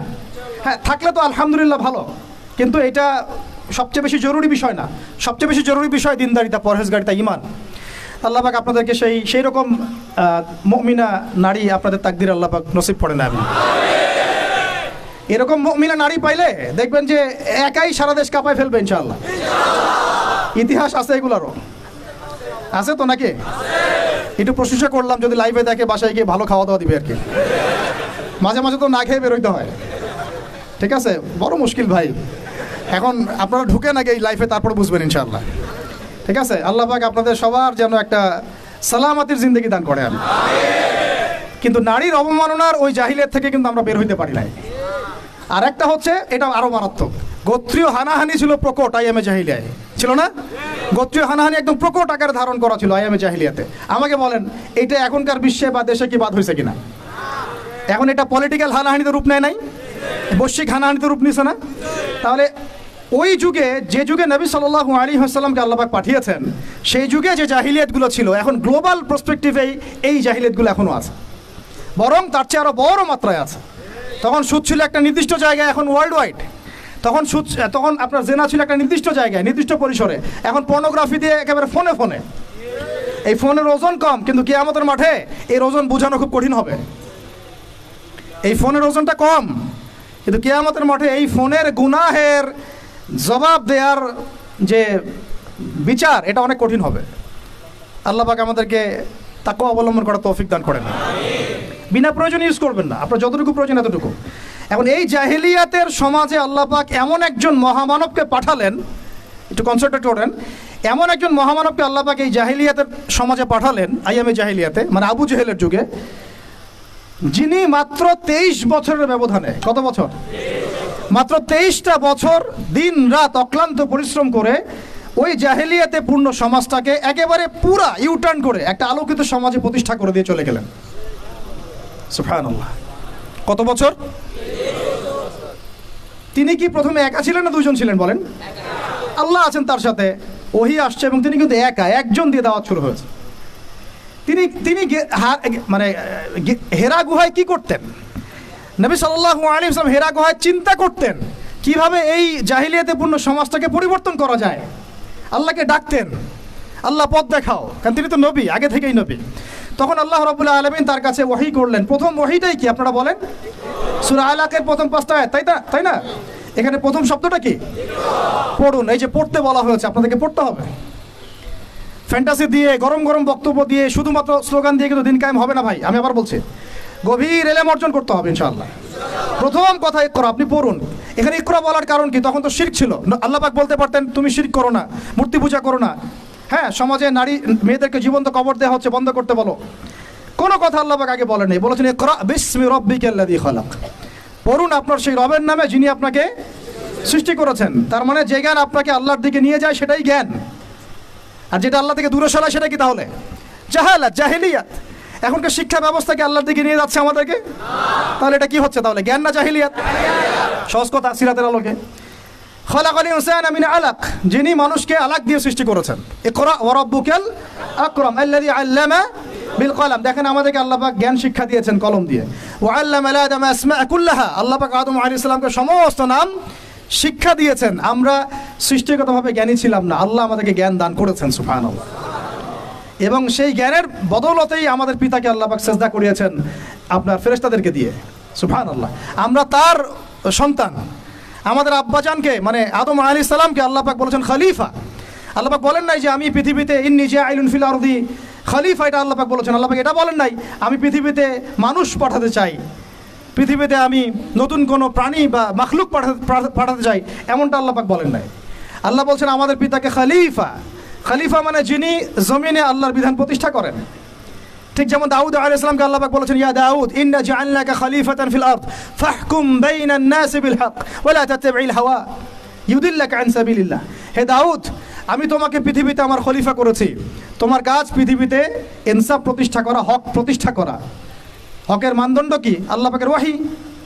আল্লাহর ওয়াহি দিয়ে তুমি মানুষের মাঝে বিচার ফয়সালা করবা, এটাই হলো হক প্রতিষ্ঠা করা। যদি না করো, প্রবৃত্তির তাড়না অনুসরণ করো, মানে মানব রচিত বিধান অনুসরণ করো, তাহলে ইউদিল্লাকা আন সাবিলিল্লাহ, আল্লাহর রাস্তা থেকে এটা তোমাকে সরাই নিয়ে যাবে। বলেন আমরা এখন খলিফা শব্দটাই ভুলে গেছি, আর খলিফা থেকে যে খিলাফা আসছে এই শব্দ বলতেও ভয় পাচ্ছে। বাংলাদেশের ইয়াং জেনারেশন এখন যারা মানে ইসলাম প্র্যাকটিস করছে তাদের অনেকেও নামাজ, রোজা, হজ, জাকাত এই শব্দগুলোকে যেভাবে রিসিভ করেন, শরিয়া, ইমারা, খিলাফা রিসিভ করতে পারেন না। কারণ এর ব্যর্থতার দায় আমাকে নিজের উপর নিতে হবে। কারণ আমি হয়তো বিগত 5 বছরে তাকে এই শব্দগুলো শোনাতে পারি নাই। বিগত 5 বছরের সব লেকচারগুলো ঘাটেন আপনারা, সব ওয়াজ মাহফিলের দেখেন কয়টা লেকচারে, কয়টা ওয়াজে এই কথাগুলো, সামগ্রিক দাওয়ার কথাগুলো আছে। তাহলে মানুষ জানবে কীভাবে? তো নবী সাল্লাল্লাহু আলাইহি ওয়াসাল্লামের কাছে প্রথম ওহী আসছে পড়াশোনা কেন্দ্রিক। ভাই আমাদেরকে পড়াশোনা করতে হবে, আর এই পড়াশোনার জন্যই মেলা, বই, যে আয়োজনগুলো হচ্ছে এগুলো কিন্তু আমাদের পড়াশোনার জন্যই। আসলাম, বই কিনলাম, চলে গেলাম, এটা না। আপনাকে একটা সিলেবাস মেনটেন করে পড়তে হবে, একটা সিলেবাস মেনটেন করে পড়াশোনা করতে হবে, তাও একা একা না, ওস্তাদের সহবতে। এটা অনেক ইম্পর্টেন্ট পয়েন্ট। মাথার উপরে মুরব্বি রাখা, বড় বড় ওলামায়ে কেরাম রাখা, নিজেকে মুরব্বি না ভাবা। বহু তুল্লাব এবং বহু আলেম পর্যন্ত নিজেকে শুধু মুরব্বি ভাবার কারণে আর তাদের মাথার উপর থেকে মুরব্বিকে সরিয়ে দেওয়ার কারণে মুহূর্তের মধ্যেই পথভ্রষ্ট হয়ে গেছে। ইভেন তাগুতের দালালিও করে ফেলছে। এমন অনেক ঘটনা আছে, নজির আছে, আপনারা দেখতে পারবেন। তো আমাদেরকেও ওই রকম ওস্তাজ, ওলামায়ে কেরাম, বরেণ্য মুরব্বিদের সোহবত এটা জরুরি। সোহবত না আসলে তাজকিয়া আসবে না, আর তাজকিয়া না আসলে আপনার আমার দ্বারা কোনো দাওয়াতও সম্ভব না, ওই জিহাদও সম্ভব না। বিশ্ব দূষিত কলব দিয়ে আল্লাহর দিন কায়েম সম্ভব না। আমার কলবটা মুনাওয়ার হতে হবে, নূর লাগবে। তো নূর অর্জন করতে হলে আমার পড়াশোনা আমলের পাশাপাশি এরকম মুহাক্কিক আলেমদের সোহবতও লাগবে। এবং এই জায়গায় আপনি নিজেকে সাম্প্রদায়িক করে ফেলবেন না যে আমি শুধু একজনকে আমি মানে আমার মাথার উপরে রাখছি, বাকি আর কাউকে আমি চিনি না। এরকম চিন্তা মনে হয় করা ঠিক হবে না। বরং বরেণ্য ওলামায়ে কেরামদের সবার কাছ থেকে আপনি নূর হাসিল করবেন। ঠিক আছে? অনেক সময় দেখা যায় আমাদের বড়দের মধ্যে কোনো কোনো বিষয়ে মতপার্থক্য হতে পারে। এই জায়গায় আপনার আমার কাজ কি? এই জায়গায় আপনার আমার কাজ তালেবে ইলম হিসেবে একদম চুপ থাকা। কি থাকা? একদম চুপ থাকবেন, আপনি কথা বলবেন না, ওইটা তারা বুঝবে। এই জায়গায় ফেসবুকটা যে ক্ষতি করেছে বাংলাদেশে, অন্য কোনো প্ল্যাটফর্ম সেটা করে না। এটা কিন্তু একটা ক্ষতিকর দিক। এটার ভালো দিকও যেমন আছে, এগুলো ক্ষতিকর দিক। এগুলো কথা সব জায়গায় বলা যাবে না, আমাদের সবাইকে কথা বলা যাবে না। তো মাথার উপর মুরব্বি রাখা, ওলামায়ে কেরামের সোহবতে থাকা এবং ইলম অনুযায়ী আমল করা, আল্লাহ পাক আমাদেরকে বোঝার তৌফিক দান করেন। এবার নবী সাল্লাল্লাহু আলাইহি ওয়াসাল্লামের কাছে যখন এই ওহীটা আসলো, আপনারা তো জানেন তিনি বাসায় গিয়েছেন, নিজের জীবনের আশঙ্কা করেছেন। ওয়ারাকা বিন নাফিল কি বলেছিলেন? ওয়ারাকা বিন নাফিল বলেছিলেন যে তোমার কাছে যিনি এসেছেন সে হচ্ছে নামুস, মানে জিবরাইল আলাইহিস সালাম। এইবার তোমার কওম তোমাকে বের করে দিবে। আমার পয়েন্টটা ধরেন এই জায়গায়। ওয়ারাকা বিন নাফিলের কাছে আল্লাহ নবীকে নিয়ে যাওয়া হলে সাল্লাল্লাহু আলাইহি ওয়াসাল্লাম, তিনি মন্তব্য করেছিলেন যে তোমার কাছে যে এসেছে সে হচ্ছে নামুস, জিবরাইল আলাইহিস সালাম। তোমার কাছে এমন একটা ওহী আসছে, এইবার তোমাকে তোমার কওম বের করে দিবে। নবীজি অবাক হয়ে জিজ্ঞাসা করেছিলেন যে আমাকে তারা বের করে দিবে? আমাকে তারা সাদিক আল আমিন বলে থাকে, তাই না? তখন তিনি বলেছিলেন এর আগে যার কাছেই নামুস এসেছে, মানে এই ওহী আল্লাহর ওহী এসেছে, তাকেই তার কওম বের করে দিয়েছে। তার মানে কি? তার মানে আপনি যখন ওহী ভিত্তিক হকের কথা বলবেন এবং সিরাতের সুন্নতে নিজেও চলবেন এবং সেটা কায়েম করতে চাইবেন, আপনাকেও সমাজ থেকে বের করে দেওয়া হতে পারে। বের করে দেওয়া হতে পারে, আরও বড় কিছু হতে পারে। এবার তাকদিরে যা আছে তা হবে, এটা আল্লাহ পাকের হাতে। কিন্তু আমরা কি সুন্নত থেকে সরে যাব? এবার নবী সাল্লাল্লাহু আলাইহি ওয়াসাল্লাম যখন শুয়ে আছেন, এই যে জাম্মিলুনি জাম্মিলুনি এইখান থেকে বলতেছে, তখন কিন্তু আল্লাহ রাব্বুল আলামিন কয়েকদিন পরে আরেকটা ওহী করেছেন। এই ওহীটা আমরা অনেকে আলোচনা করতে চাই না বা করি না, এটা একটু আমি আলোচনা করব আজকে। ধৈর্য ধরতে পারছেন কি? আচ্ছা ঠিক আছে, আপনাদের ধৈর্য চ্যুতি হয় কিনা আমি ভয় পাচ্ছি আর কি। তো দ্বিতীয় ওহীটা অনেকেই জানি না। দ্বিতীয় ওহী কি এটা অনেকেই জানি না এবং এটার ব্যাখ্যা অনেক সময় করা হয় না। প্রথম ওহীটা নিয়ে কথা হয় যে পড়াশোনা করতে বলা হয়েছে। দ্বিতীয় ওহীটা হচ্ছে সূরা মুদ্দাসসিরের প্রথম 5-6টা আয়াত। তিনি যখন শুয়ে আছেন, দ্বিতীয় ওহী আসছে, ইয়া আইয়ুহাল মুদ্দাসসির, হে কম্বল আবৃত রাসূল উঠুন। কুম ফাআনযির, কুম উঠেন, আপনি উঠে দাঁড়ান। ফাআনযির, মানুষকে সতর্ক করেন। ওয়া রাব্বুকা ফাকাব্বির, আপনার রবের তাকবীর পাঠ করেন। আমরা যে বলি তাকবীর, আল্লাহু আকবার, ঠিক আছে? ওয়া রাব্বুকা ফাকাব্বির ওয়া সিয়াবাকা ফাতাহহির ওয়া রুজজা ফাহজুর। দেখেন এই বেসিক আয়াতের উপর আমাদের আমল নাই, আমি দেখাচ্ছি আপনাদেরকে। এখানে ওহী প্রাপ্ত হওয়ার পরে নবী সাল্লাল্লাহু আলাইহি ওয়াসাল্লামকে বলা হয়েছে আপনি উঠে দাঁড়ান। উঠে দাঁড়ান মানে শুধু বিছানা থেকে মাটিতে দাঁড়ান অর্থ নয়। উঠে দাঁড়ান মানে হক নিয়ে আপনি সমাজের মধ্যে দাঁড়িয়ে পড়েন এবং সমাজের মানুষকে সতর্ক করা শুরু করেন। তাহলে হক প্রাপ্ত হলে, হক চিনতে শিখলে আমাদের কাজ কি? দাঁড়িয়ে যাওয়া, হক নিয়ে দাঁড়িয়ে যাওয়া, মানুষকে সতর্ক করা, দাওয়াতের কাজ করতে থাকা এবং রবের তাকবীর পাঠ করুন। পোশাক পবিত্র রাখুন, শুধু বাহ্যিক পোশাক না, কলবের পোশাকটাও। এই কলবের পোশাকের পবিত্রতা কয়জন আছে বুকে হাত দিয়ে কে বলতে পারবে? কার কলবে জিনার অপবিত্রতা নাই? কার কলবে এই হিংসার অপবিত্রতা নাই? গীবতের অপবিত্রতা নাই? তহমতের অপবিত্রতা নাই? মানুষের সম্মান হানির অপবিত্রতা নাই? ইভেন আমরা যারা অনেক সময় দিনের রিপ্রেজেন্টেটিভ হয়ে আছি, তাদেরও কলব দূষিত হয়ে আছে অনেক সময়। থাকা স্বাভাবিক, কারণ আমরা তো ওই বরেণ্য ওলামায়ে কেরামদের সোহবতে কম যাচ্ছি। নিজেকে মুফতি মনে করছি, আমি নিজেকে মানে আমির মনে করা শুরু করছি, তখন তো সমস্যা। তো আরেকটা কথা এখানে আছে যে ওয়ার রুজজা ফাহজুর, যত অনর্থক কথা আর কাজ আছে এটাকে আপনি এড়িয়ে চলেন। বলেন তো এটা আমরা আমল করতে পারছি? অনর্থক কথার কাজ আমরা এড়িয়ে চলতে পারি? আমরা সবাই, অলমোস্ট এভরিবডি, আমাদের জীবনের বেশিরভাগ সময় নষ্ট করতেছে অনর্থক কথার কাজ। ওই সময়টুকু পড়লেও কাজ হতো, তেলাওয়াত করলে কাজ হতো, ওস্তাদের বয়ান শুনলে কাজ হতো ইত্যাদি। এখন এই ওহীগুলো আসার পরে আমাদের নবী সাল্লাল্লাহু আলাইহি ওয়াসাল্লাম আর বসে থাকলেন না দাঁড়িয়ে গেলেন? এই যে তিনি দাঁড়িয়ে গেলেন একদম 23 বছর, মানে অনবরত দিন রাত। এটাকে আপনি দুই ভাগে ভাগ করে ফেলতে পারেন, একটা মাক্কি যুগ, একটা মাদানী। তো মাক্কি যুগ কত বছর ছিল? 13 বছর। মাদানী অ্যাপ্রক্সিমেটলি 10 বছর। এই মাক্কি যুগটাকে আপনি আবার 2-3টা ভাগে ভাগ করতে পারেন। একটা ভাগ হচ্ছে প্রথম 3 বছর নবী সাল্লাল্লাহু আলাইহি ওয়াসাল্লাম গোপনে গোপনে দাওয়াত দিয়েছেন। কত বছর? আমাদের সমাজে কিন্তু ওই প্রেক্ষাপটটা এখন আর নাই, কারণ দাওয়াতটা প্রচার হয়ে গেছে মাশাআল্লাহ। প্রথম 3 বছর তিনি কিন্তু ইন্ডিভিজুয়ালি দাওয়াত দিয়েছেন। আবু বকর সিদ্দিক দাওয়াত কবুল করেছেন, খাদিজা রাদিয়াল্লাহু আনহা, আলী ইবনে আবি তালেব, যায়েদ ইবনে হারেসা, আব্দুল্লাহ বিন মাসউদ, তারপর বেলাল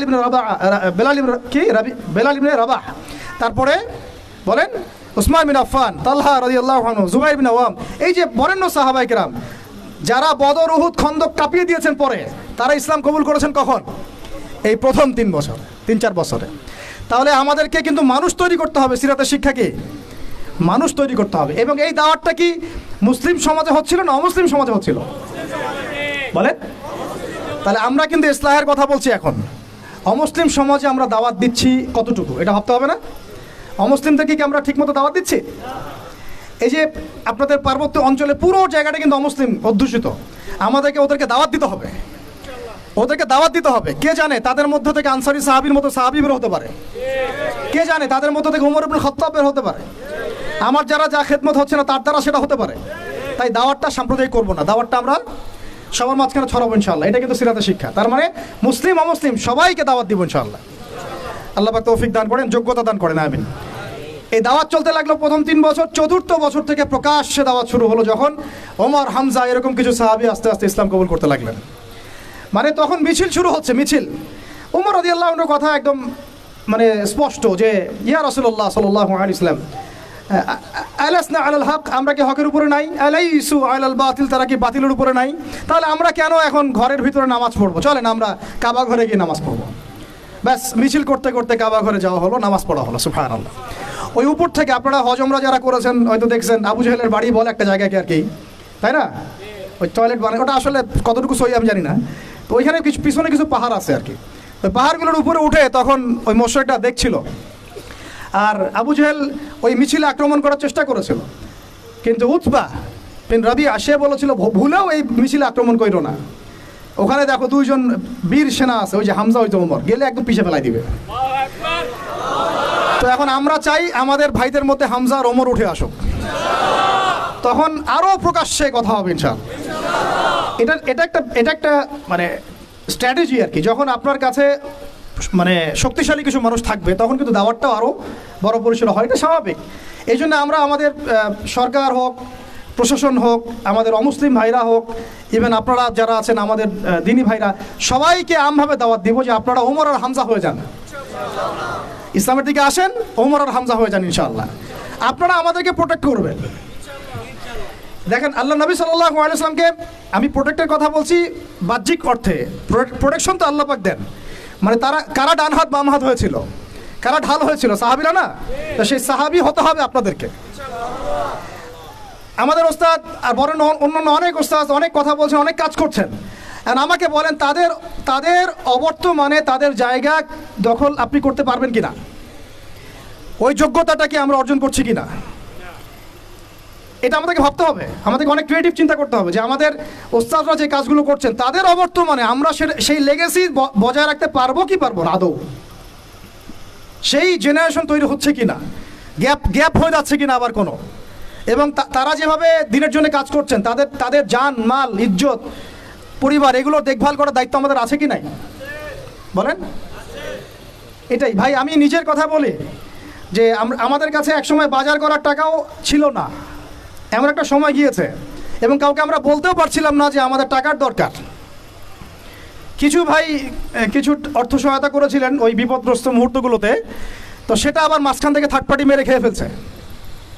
তো এখন আমি একটা কথা বলি, আমরা দাওয়াতের কাজ করব, আমরা শরিয়ার প্রতিষ্ঠার চেষ্টা করব, ঠিক আছে, ওলামা একরামরা করবেন, আপনাদের ঊর্ধ্বতন নেতা যারা তারা করবেন, কিন্তু তাদের জান, তাদের মাল, তাদের পরিবার, তাদের আহাল, তাদের ভরণ পোষণ, এই বিষয়গুলোর দেখার দায়িত্ব কি আমাদের নাই আদৌ? আমরা কি হামজা, ওমর, আবু বকর হতে পারছি কিনা, এটা আমাদেরকে মাথা রাখতে হবে। এটা আমরা যেন হই, আল্লাহ পাক তৌফিক দান করেন। এবার এই সাহাবীদেরকে নিয়ে নবী সাল্লাল্লাহু আলাইহি ওয়াসাল্লাম দাওয়াত আরও বেগবান করলেন। এবার দাওয়াত যত বেগবান হলো, আবু জেহেল, আবু লাহাবদের নির্যাতন তত বাড়তে লাগলো। ঠিক তো কথা?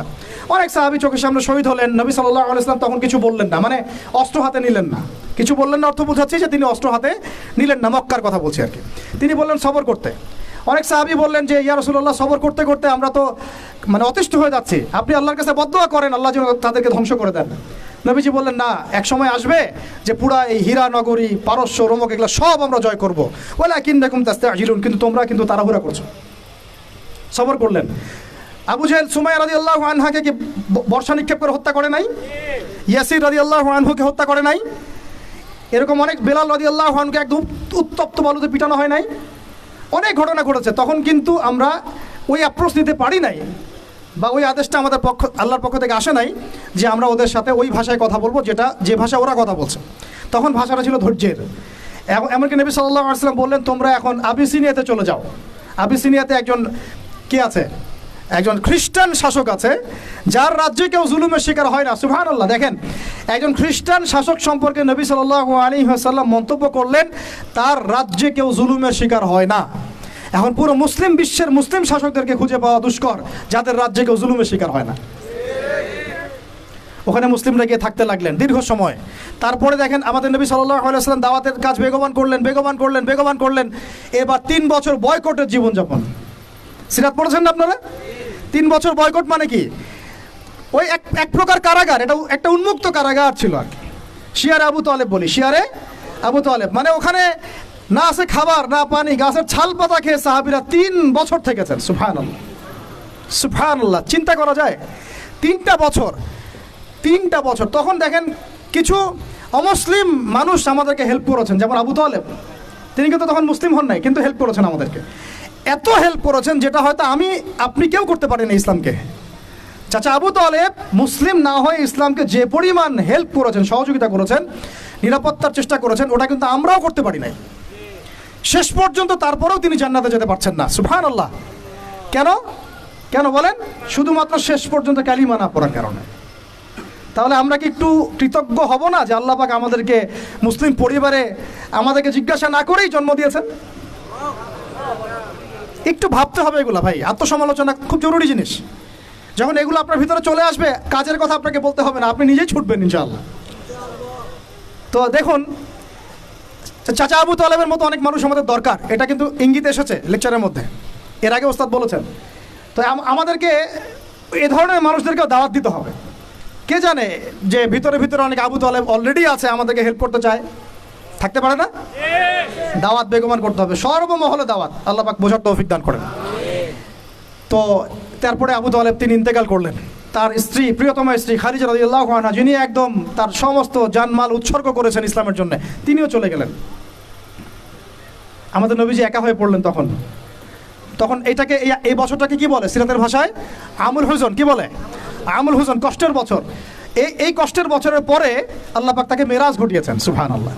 কারণ এই যে যখন আপনি আল্লাহর হয়ে যাবেন না, আপনার যদি কোনো কারণে মন খারাপও হয়, আল্লাহ আপনার মন ভালো করে দিবেন ইনশাআল্লাহ। দেখবেন যে কোনো একটা ব্যবহারে বা কিছুতে আপনার মন খারাপ হয়েছে, আল্লাহ আপনাকে এমন একটা সম্মান মর্যাদা দিয়ে দিবেন যে আপনার মন ভালো হয়ে গেছে, আল্লাহ আপনার হয়ে যাবে ইনশাআল্লাহ। মানে ঘুমের মধ্যেও আল্লাহ আপনাকে হেল্প করবেন ইনশাআল্লাহ। তো আমরা সবাই আল্লাহর হয়ে যাওয়ার চেষ্টা করি। আমিন আমিন। এরপরে যেটা হলো, নবী সাল্লাল্লাহু আলাইহি ওয়াসাল্লাম তায়েফে গেলেন। কোথায়? এই তায়েফের ঘটনা আমি নিজে গিয়েছি ভাই। ওই প্রত্যেকটা জায়গা আমরা ভিজিট করেছি যেখানে নবী সাল্লাল্লাহু আলাইহি ওয়াসাল্লামকে আঘাত করা হয়েছে। সুবহানাল্লাহ। ওখানে গেলে আপনি চোখের পানি ধরে রাখতে পারবেন না। যেই আঙ্গুর বাগানে বসে তিনি আঙ্গুর খেয়েছেন, মাজলুমের সেই দুর্বলের দোয়া করেছেন, ওই বাগান এখনও আছে, ওই রাস্তা এখনও আছে। ওখানে 3 জন বড় বড় গোত্র নেতা ছিল, আব্দে ইয়ালাইল, আব্দে মাসউদ আর হাবিব বিন আমর। 3 জন বড় বড় ভাই ছিল। তারা তো ইসলাম কবুল করেই নাই, বরং নবী সাল্লাল্লাহু আলাইহি ওয়াসাল্লামকে ছোকরাদেরকে লেলিয়ে দিয়ে রক্তাক্ত করে, তার রক্ত দিয়ে তার জুতা আটকে গিয়েছিল। সুবহানাল্লাহি ওয়া বিহামদিহি। আমাদের নবীকে এমনভাবে তারা রক্তাক্ত করেছিল যে পুরা মাথা ফেটে রক্ত বের হয়ে জুতাটা আটকে গেছে রক্ত দিয়ে। ভাবা যায়? তাইফে যদি কখনো যান আপনারা নিজেরা বুঝতে পারবেন। এটা পুরো পাহাড়ি এলাকা এবং আমাদের এই পাহাড়গুলোর মতো না। এই পাহাড়ের নিচ থেকে উপরটা হচ্ছে 40 কিলোমিটার। এই জায়গাটা নবীজি গিয়েছেন জুন জুলাই মাসে, প্রচণ্ড গরমের মধ্যে, পায়ে হেঁটে। শুধু আমি তো গাড়িতে আসছি, উনি পায়ে হেঁটে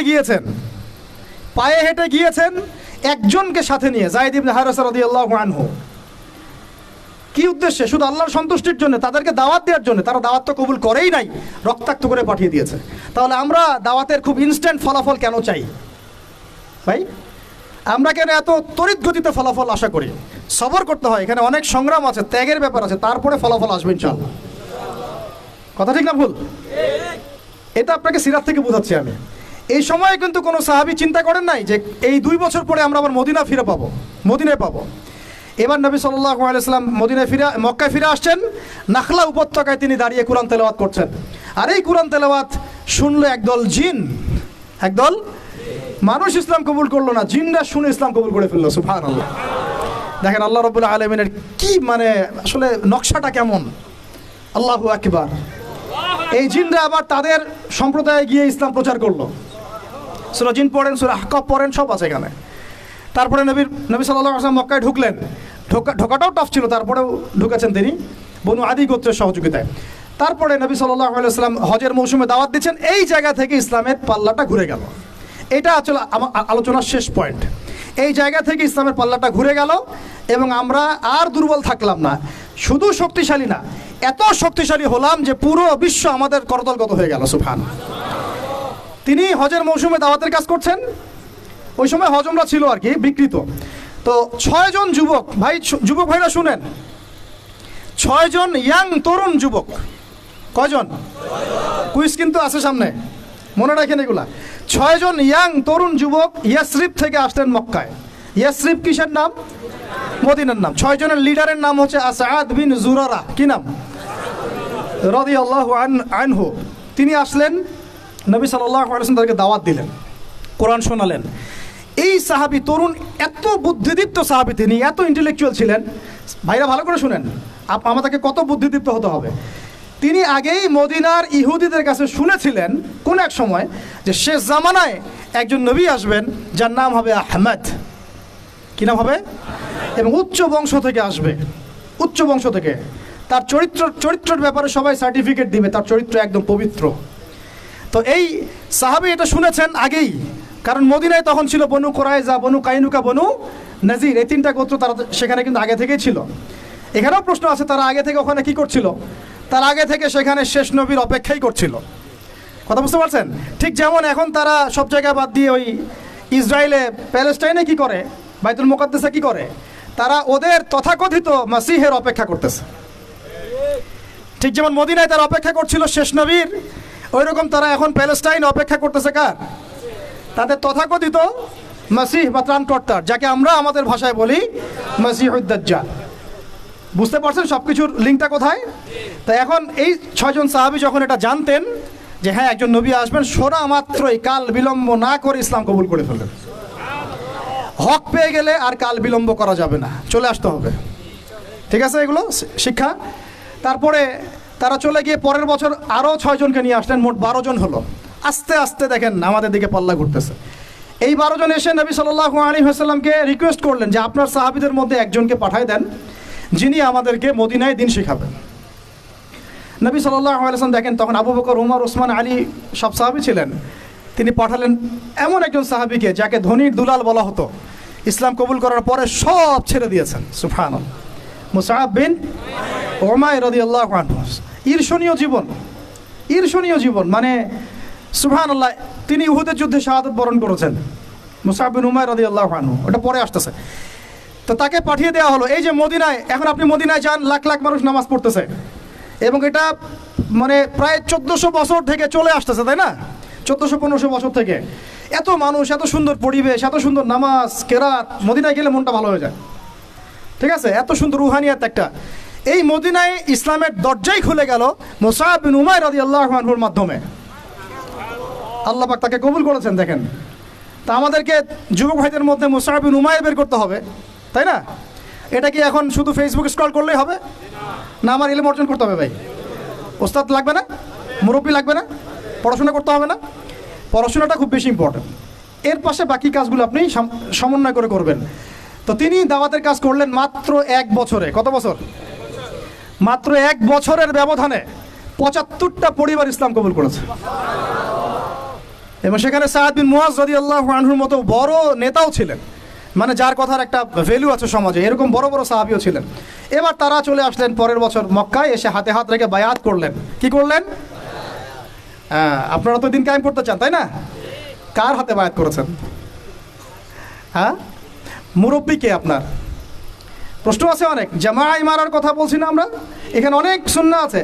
এখানে আমি এটার ফিকহি মাসালা যেটা যাচ্ছি না, যেটা কতটুকু জায়েজ না জায়েজ বা ফরজ ওয়াজিব সুন্নত মুস্তাহাব, এটা না। দেখেন আমরা দাড়ি কেউ কেটে ফেলি না, ফেটি?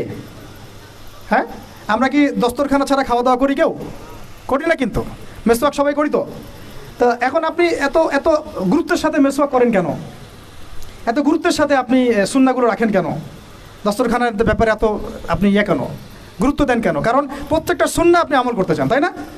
তো দেখেন কোনো সাহাবী নবী সাল্লাল্লাহু আলাইহি ওয়াসাল্লামের হাতে বায়াত ছাড়া দিন কবুলও করেন নাই, কোনো সারিয়াও বায়া ছাড়া হয় নাই, কোনো জিহাদও বায়া ছাড়া হয় নাই, এবং ইমারা ছাড়া রাষ্ট্র হয় নাই। তো অনেক ব্যাপার আছে, এগুলো আপনাদেরকে আস্তে আস্তে বুঝতে হবে। আমি জানি এগুলো একটু মানে টার্মগুলো একটু কঠিন, আস্তে আস্তে আপনারা এগুলো বুঝবেন ইনশাআল্লাহ তাআলা। আল্লাহ পাক আপনাদেরকে বোঝার তৌফিক দান করুন ইনশাআল্লাহ।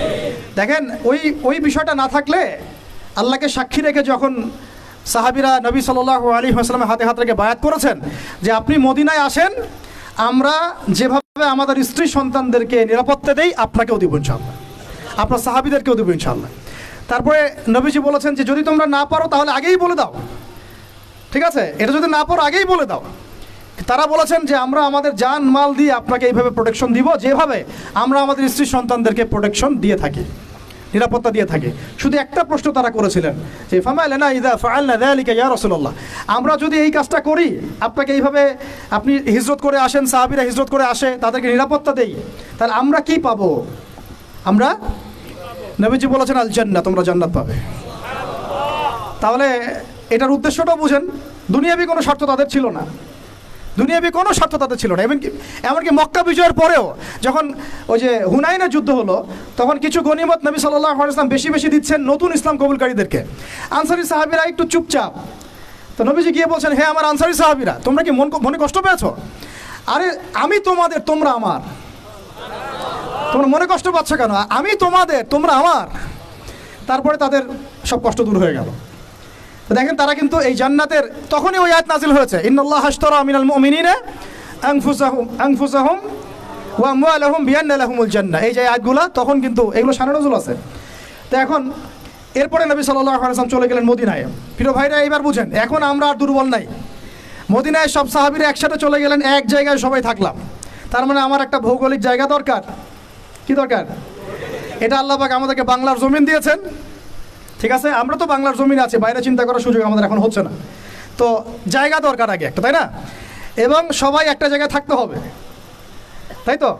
তারপরে নবী সাল্লাল্লাহু আলাইহি ওয়াসাল্লামকে সবাই আমির মেনেছেন না? নেতা কয়জন সেখানে? তো এই জায়গায় আমাদের একটা প্রবলেম আছে আর কি। আমরা এখানে মানে সবাই মিলে একজনকে ফিক্স করতে পারছি না বা হয়ে উঠছে না। তা আমরা দোয়া করবো আল্লাহর কাছে, আল্লাহ পাক যেন তার মকবুল কোনো বান্দাকে আমাদের উপরে নিয়ে আসেন, যিনি পুরো উম্মাহকে নেতৃত্ব দিবেন ইনশাআল্লাহ। তবে ইতিহাস থেকে একটা বিষয় পাওয়া যায় যে সবাই মিলে একটা জায়গায় না এসেও দিন বহু জায়গায় কায়েম হয়েছে, ঠিক আছে? ক্ষুদ্র ক্ষুদ্র অনেক তাইফা দিয়েও দিন কায়েম হয়েছে। জরুরি না যে সব ভাইকে একবারে একটা প্ল্যাটফর্মে নাম লেখাইতে হবে, এটাও জরুরি না। কিন্তু একজন নেতা দরকার। কি দরকার? একজন নেতা দরকার, অনুসারী দরকার, আমাদের একটা জায়গা দরকার, একটা ইমারত দরকার, এবং বায়াও দরকার আছে, ঠিক আছে? আল্লাহ পাক আমাদেরকে বোঝার তৌফিক দান করে। তারপরে এবার নবী সাল্লাল্লাহু আলাইহি ওয়াসাল্লাম হলেন সেখানকার আমির, তাই না? রাষ্ট্রপ্রধান, নবী এবং সেখানকার নেতা এবং আমিরও, সব কিছুই তিনি মদিনা সনদ করলেন। ওখানে ইহুদিরা ছিল, ওদের সাথে চুক্তি হলো। ধারাগুলো আপনারা পড়ে নিয়েন, আজকে সিরাতের বই না কিনে কেউ বাড়িতে যাবেন না, ঠিক আছে? মার্কেটিং করে দিলাম ভাই, হাদিয়া দিয়েন। তো সিরাতের বই না কিনে বাসায় কেউ যাবেন না। তিনি মদিনা সনদের ধারাগুলো তাদের সাথে ডিল করা হলো। মুসলিমদের মধ্যে তিনি দিনই ভাই সম্পর্ক স্থাপন করলেন, একজন আনসার একজন মুহাজির, একজন আনসার একজন মুহাজির। এই দিনই ভ্রাতৃত্ব লাগবে আমাদের। আবার এই ভ্রাতৃত্বের জায়গায় আমরা দুর্বল আছি, এখানেও দুর্বল আছে। আমরা কাউকে মাথায় উঠাইতে সময় নেই না, নামাইতেও সময় নেই না। হ্যাঁ, কারো একটা ভালো গুণ দেখলে একেবারে মাথায় উঠে ফেলাই। আবার দেখা যায় একটু কিছু দেখা যাচ্ছে একটু খারাপ, নেগেটিভ, হ্যাঁ, আমরা তো মনে করি সবাই ফেরেশতা হবে আর কি, ঠিক আছে? তখন আবার একদম আছাড় দিয়ে মাটিতে ফেলে দিই। এটা সুন্নাত না সিরাতের, ঠিক আছে? দেখেন হাতেব ইবনে আবি বালতা রাদিয়াল্লাহু আনহু, তিনি পত্র নিয়ে গিয়েছিলেন, নবী সাল্লাল্লাহু আলাইহি ওয়াসাল্লাম তাকে তিরস্কার করেন নাই। পত্র নিয়ে আগে অগ্রিম খবর দেওয়াটা কিন্তু একটা অপরাধী ছিল তখন। কিন্তু অনেক সাহাবী এর প্রতিবাদ করছিলেন কড়া ভাষায়। নবীজি বলেন, না, ওকে ছেড়ে দাও, সে বদরি সাহাবী, সে বদরের যুদ্ধ করেছে। আর তোমরা কি জানো না যে বদরের যুদ্ধ করেছে তার সব গুনাহ মাফ করে দিয়েছেন আল্লাহ পাক? আমাদেরকে বুঝতে হবে যে আমরা একটু দিনই রুহামা উবাইনাহুম, আমাদের মধ্যে রহম দিল পয়দা করতে হবে ভাই। এত কনজাস্টেড চিন্তা চেতনা করলে হবে না। আল্লাহ পাক আমাদেরকে বোঝার তৌফিক দান করেন। এখন আসেন শেষ অংশটা। এবার যে রাষ্ট্র পেয়ে গেলাম, নেতা পেলাম, ইমারা জামা সব পেলাম, এখন ইসলাম কিন্তু শুধু দাওয়াত দিচ্ছে না, এখন কিন্তু ইসলাম মানে মুসলিমরা শুধু দাওয়াতদের মেহনত করছে না, এখন শুরু হলো সারিয়া অভিযান। কি অভিযান? বদর প্রথম যুদ্ধ না, বদরের আগেও বেশ কয়েকটা সারিয়া হয়েছে, সারিয়া সাইফিল বাহার, সারিয়া রাগেব, এরকম অনেক সারিয়া হয়েছে। সারিয়া মানে কি?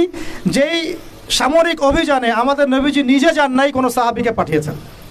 তাহলে এখন শুধু দাওয়াত চলতেছে না, জিহাদও চলতেছে। এখানে দাওয়াত জিহাদ একসাথে, একে অন্যের পরিপূরক, একজন একটা থেকে আরেকটা আলাদা না। কথা কি বুঝতে পারতেছি? তো এখন সারিয়া শুরু হয়ে গেল। সারিয়া হতে হতে হতে এক পর্যায়ে আবু সুফিয়ানের কাফেলাকে নিয়ে কেন্দ্র করে বদরের ব্যাটেল যুদ্ধ হয়ে, এই বদরটাকে আমরা বলি গাজওয়া। কি বলি? গাজওয়া। তো এটা কিন্তু আকস্মিক হয়ে গেছে আর কি, কারণ সাহাবীরা আসছিলেন কাফেলাটা আক্রমণ করতে, তারা তো জানতেন না যে মক্কা থেকে এত সেনাবাহিনী নিয়ে তারা আবার হাজির হবে। তখন নবীজি কিন্তু মাশওয়ারায় বসেছেন যে তোমরা কি বলো, আমরা কি যুদ্ধে যাব, না আমরা মদিনায় ব্যাক করবো, আরও বেশি সৈন্য নিয়ে আসবো। তখন সাদ বিন মুয়াজ রাদিয়াল্লাহু আনহু বলেছিলেন, ভালো করে শুনেন, এই প্রেক্ষাপটে গেলে আমরাও যেন এরকম বলতে পারি।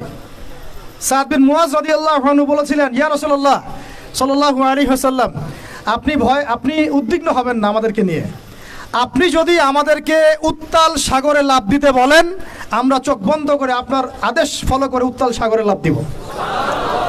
নবীজির আর কোনো চিন্তা নাই, ঠিক আছে চলো এবার বদরে কি হলো আপনারা তো সবাই জানেন, একেবারে ম্যাসিভ ডিফিট, ওদেরকে আমরা পরাজিত করলাম, ওদেরকে কি করলাম, বন্দী হলো। বন্দীদের সাথে কিন্তু আমরা উগ্র আচরণ করি নাই, মুক্তিপণ নিয়েছি এবং অনেককে পড়াশোনা শিখিয়েছেন, তারা ছেড়ে দেওয়া হয়েছে, এটা মুক্তিপণ ছিল, পড়াশোনা শেখানো। একটা বিষয় এখানে টাচ করি যে দেখেন, আমরা বাংলাদেশের মাটিতে কিন্তু মক্কা বিজয় করি নাই, আমরা যা হয়েছে বাংলাদেশে এটা কিন্তু মক্কা বিজয় হয় নাই আর কি। তো এমনভাবে আমরা ক্ষমা ঘোষণা করা শুরু করলাম যে মনে হচ্ছে আমরা যেন মক্কা বিজয় করে ফেলছি আর কি। আরে এটা অধিকারটাই বা আপনারা এককভাবে কোত্থেকে পাচ্ছেন? কারণ যারা যারা অপরাধী তারা তো এখনও অপরাধী, বিভিন্ন জায়গায় আছে, কেউ পালাই গেছে, কেউ আরও লাক্সারিয়াস কোনো লাইফ লিড করতেছে। এক একজনের আমল নামায় যে 100 জনকে এনকাউন্টারের পাপ লেখা আছে, এটা আপনি ক্ষমা ঘোষণা করতে যাচ্ছেন কেন? তো কেসাস আমরা করবো কোথায়? কেসাসটা হবে কিভাবে? যদি দেখেন, বদরের যুদ্ধে বন্দীদেরকে কিন্তু ক্ষমা করা হয়েছে এবং কি করা হয়েছে, গনিমত পাওয়া গেছে, তাদেরকে আমরা মুক্তিপণে ছেড়েছি অনেককে, তাই না? অনেকে পড়াশোনা শিখিয়েছেন, ছেড়ে দেওয়া হয়েছে। কিন্তু উমর রাদিয়াল্লাহু আনহুর সেই স্টেটমেন্টটা আপনাদেরকে মনে রাখতে হবে। উমর রাদিয়াল্লাহু আনহু কিন্তু এর পক্ষে ছিলেন না, ছিলেন? বলেন। তিনি ছিলেন এই পক্ষে যে ইয়া রাসূলুল্লাহ এই সবগুলোকেই একবারে গর্দান নামায় দেন, যদি এরা থাকে তাহলে আরও ঝামেলা করবে ভবিষ্যতে। এটা কার স্টেটমেন্ট ছিল? আচ্ছা, কোরআন নিয়ে আপনারা গবেষণা করে আমাকে আপনারাই বললেন তো যে আল্লাহ রাব্বুল আলামিন এই স্টেটমেন্টটার প্রশংসা করেছিলেন না নিন্দা করেছিলেন? যে আল্লাহ রাব্বুল আলামিন পরবর্তীতে কিন্তু শিথিল আয়াত আসছে, সূরা আনফাল পড়েন, কিন্তু আল্লাহ পাক কিন্তু কিছুটা ধমকের সুরেও কথা বলেছেন, তোমরা দুনিয়া প্রত্যাশা করছো, আপনারা পড়ে দেখেন। তো এখন আর আমরা তো এখানে কোনো মক্কা বিজয় করেই নাই, তাহলে এগুলোর বিচার হবে কবে? আমরা দেখবো, আমরা এটা দেখার অপেক্ষা আছি আবু সাইদের কেসাস কবে হয়,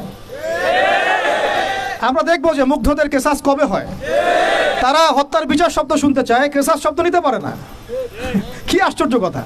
তাহলে আপনাদের সাথে আমাদের আদর্শের কত পার্থক্য দেখুন। এই সিস্টেমগুলোতে, গণতান্ত্রিক এই মানবরচিত আইনের সিস্টেমগুলোতে বাদী মরে যায়, বিবাদীও মরে যায়, মামলা মরে না। ইসলামিক কেসাসে এত সময় নাই। কয়দিন আগে সৌদি আরবে একটা ঘটনা করছেন, আপনি দেখেন নাই? যে চাচাতো ভাইরা কীভাবে জানি মেরে ফেলছে, কেসাস করাই লাগলো শেষ পর্যন্ত। এটা একটা অকাট্য বিধান। যাই হোক, এরপরে এই গাজওয়া, এই সারিয়া এবং গাজওয়াগুলো শুরু হলো। বদরে জয়লাভের পরে পুরো বিশ্বের বুকে একটা শক্তি দাঁড়ায় গেল, যে তারা দেখিয়ে দিয়েছে যে অল্প সংখ্যক মানুষ নিয়েও একটা বড় শক্তির সাথে যুদ্ধ করে জয়লাভ করা যায়। পুরো বিশ্বে দাওয়াতটা আরও ছড়িয়ে পড়তে লাগলো, আরবের বাইরে ছড়িয়ে পড়তে লাগলো। এবার ওরা উহুদের মাঠে আসলো আরও বড় শক্তি নিয়ে। ওই যুদ্ধে আমরা প্রায় জিতেই গিয়েছিলাম, এটা বিস্তারিত বলছেন, আপনারা পড়েন। প্রায় জিতেই গিয়েছিলাম, কেন? সাময়িক বিপর্যয় হলো। কয়টা আদেশ ভাই? একটা আদেশ অমান্য করার কারণে সাময়িক বিপর্যয়ে পড়লাম, একটা আদেশ। আর আমরা তো ওলামায়ে কেরামদের কথা শুনতেই চাই না, অনেকে মানতেই চায় না, পরামর্শ নিতেই চাই না। তো নেতা মানলে সেইভাবে মানতে হবে ভাই, সামি'না ওয়া আতা'না, সামি'না ওয়া আতা'না। সাহাবীরা কি তাদের কি কোনো গলত উদ্দেশ্য ছিল? শুধু আল গানিমা বলেছেন, বাস। খালিদ বিন ওয়ালিদ রাদিয়াল্লাহু আনহু পিছন দিক থেকে এসে উহুদের মাঠে গেলে আপনাদেরকে বুঝাতে পারবো দাঁড়ায় দাঁড়ায় যে কোন দিক দিয়ে কারা এসেছিল। ওটা আমরা স্টাডি করেছি এই গত সেশন দুটাতে। এটা নিয়ে আমরা কিছু কাজ করছি সিরাত নিয়ে। তো ওইখানে অনেকে ভুল ধারণা করেন যে আগে মনে হয় মুসলিমরা ওই মাঠে এসেছে, পরে কাফেররা আসছে। আসলে এমন না, আগে কাফেররাই আসছিল, মুসলিমরা পিছন দিক থেকে আসছে। তো ওখানে অনেক ব্যাপার আছে, ওটা পরে বলবো ইনশাআল্লাহ। তো এই যুদ্ধে আমরা কিন্তু প্রায় জিতেই গিয়েছিলাম। পরাজয় কেন হলো? একটা শুধু আদেশ অমান্য করার। আমি এটাকে পরাজয় বলবো না, এটাকে বলবো কি, সাময়িক একটা বিপর্যয়। আল্লাহ পাক আমাদেরকে একটা শিক্ষা দিলেন, এটা আমাদের জন্য যেন খায়ের হয়, কল্যাণ হয়। এর পরের বছর এবং এই যুদ্ধে তো বরেণ্য অনেক সাহাবা একরাম শাহাদত বরণ করলেন, প্রায় 70 জন। তারপরে খন্দক, এটা ছিল সবচেয়ে বড় ফোর্স ওদের। এখানে মুশরিকরা ছিল, ইহুদিরা ভিতর থেকে ষড়যন্ত্র করছে, বনু কুরাইজা, বনু গাতাফান ছিল, সবার সম্মিলিত বাহিনীর সাথে নবী সাল্লাল্লাহু আলাইহি ওয়াসাল্লাম যুদ্ধ করেছে। আপনারা অনেকে জানেন না, এই যুদ্ধে নবী সাল্লাল্লাহু আলাইহি ওয়াসাল্লাম প্রায় 25 থেকে 28 দিন একটা পাহাড়ের গুহায় রাতের বেলা আত্মগোপনে থাকতেন। ওই পাহাড়ের সেই গুহায় আমরাও গিয়েছি, ওখানে নামাজও পড়েছি আলহামদুলিল্লাহ। ওইখানে নবী সাল্লাল্লাহু আলাইহি ওয়াসাল্লাম নামাজ পড়তেন। এক সময় জি অজুর পানি পাওয়া যাচ্ছিল না, তিনি আল্লাহর কাছে দোয়া করেন, ওখানে অজুর পানির ব্যবস্থা আল্লাহ পাক করে দেন। তো যাই হোক, খন্দকে ধূলিঝড় পাঠান, ফেরেশতা পাঠিয়ে দেন। আর নবীজি মন্তব্য করে দেন একদম স্ট্রেট ফরওয়ার্ড যে আজকের পর থেকে আমাদেরকে তারা আর আক্রমণ করতে পারবে না। আজকের পর থেকে আমরাই হব কি বিজয়ী এবং এগ্রেসিভ। এরপর থেকে ইসলামের প্রত্যেকটা জিহাদ এবং সারিয়া দেখবেন আগে আক্রমণ করা হয়েছে। গিয়েছি, ইসলাম কবুল করবে কি না, করলে ভালো কথা, না করলে জিজিয়া না দিলে যুদ্ধ হয়েছে। আমি সিরাজ স্টাডি করে দেখেছি ভাই, না বলে বলছি না। এই 8 বছরে, মদিনার 8টা বছরে নবী সাল্লাল্লাহু আলাইহি ওয়াসাল্লাম প্রতি 1 থেকে 2 মাসে একটা করে যুদ্ধ করেছেন। বুঝতে পারলাম? মাদানী জীবনের এই 8 বছরে নবী সাল্লাল্লাহু আলাইহি ওয়াসাল্লাম প্রতি 1 থেকে 1.5 মাসে একটা করে গাজওয়া বা সারিয়া হয়েছে। প্রায় 85 থেকে 90টা তিনি নিজে নেতৃত্ব দিয়েছেন। সুবহানাল্লাহ। তাহলে এই সুন্নাত তো আমাদের বললেই এখন সমস্যা করে অনেক। তো এটা তো সিরাতের একটা গুরুত্বপূর্ণ অংশ। এখন মদিনা রাষ্ট্রটার এই হালতে নবী সাল্লাল্লাহু আলাইহি ওয়াসাল্লাম যখন স্বপ্ন দেখলেন তিনি কাবা তাওয়াফ করছেন, তারা গেলেন, ওরা বাধা দিল। আচ্ছা, হুদাইবিয়া বায়াত হলো, হুদাইবিয়াতে বায়াত হলো 1400 সাহাবীকে নিয়ে, ওসমানকে যদি হত্যা করে আমরা আক্রমণ করব। ওসমান রাদিয়াল্লাহু আনহুকে ছেড়ে দেওয়া হলো এবং আক্রমণ আর করা হলো না। হুদাইবিয়ার সন্ধি হয়ে গেল। সন্ধির ধারাগুলো দেখলে মনে হয় সব আমাদের বিপক্ষে, আসলে সবগুলো আমাদের পক্ষেই ছিল। 10 বছর আমরা কোনো সংঘর্ষে যাব না, এর মানে কি জানেন? মানে হচ্ছে 10 বছর আমরা বড় শত্রুকে আটকাই দিলাম। ওই যে একটু আগে আমাদের ওস্তাদজি বলেছেন একটা কথা, শুধুমাত্র এক কেন্দ্রিক চিন্তা নয়, একটা ডিপ্লোম্যাটিক চিন্তা করাও সুন্নাত। এটাকে আমরা বলি স্ট্র্যাটেজিক সুন্নাত। যে 10 বছর বড় শত্রুর সাথে আমার যুদ্ধ নয়, তার মানে বাকি সব ছোট ছোট শত্রুগুলোকে আমি সাইজ করার সময় পেয়ে গেলাম। ঠিক এই কারণেই হুদাইবিয়ার সন্ধি থেকে ফিরেই নবী সাল্লাল্লাহু আলাইহি ওয়াসাল্লাম খায়বার আক্রমণ করেছেন। ইহুদিদেরকে একদম সমূলে উৎপাটিত করা হয়েছে, কারণ ইহুদিদেরকে এবার আর মুশরিকরা সহযোগিতা করতে পারবে না। এই কারণে এবার খায়বার বিজয় হলো। হুদাইবিয়ার সন্ধি তো হয়ে আছে। হুদাইবিয়ার সন্ধির পর, খায়বার বিজয়ের পরে মাত্র 1 থেকে 2 বছরের মধ্যেই এই চুক্তির লঙ্ঘন হয়। নবী সাল্লাল্লাহু আলাইহি ওয়াসাল্লাম একদম পুরো 10,000 সাহাবী নিয়ে মক্কা আক্রমণ করলেন। এবং এইবার তো পুরো মক্কা তো বিজয় হলোই হলো। তখন জা আল হক ওয়া যাকাল বাতিল ইন্নাল বাতিলা কানা যাহুকা আয়াত পড়ছেন আর মূর্তি ভাঙছেন, পুরা মক্কা পবিত্র হয়ে গেল। এখন আমি এক কনক্লুশনে এসে যেটা বলতে চাই, এর মাঝখানে মোতার যুদ্ধ হয়েছে, ঠিক এরপরে আবার হুনায়ন হয়েছে, তাবুক হয়েছে ইত্যাদি, এটা আপনারা পড়ে নেবেন। এটা আমি আলোচনা যেতে যাচ্ছি না, সময় নেই আমার হাতে।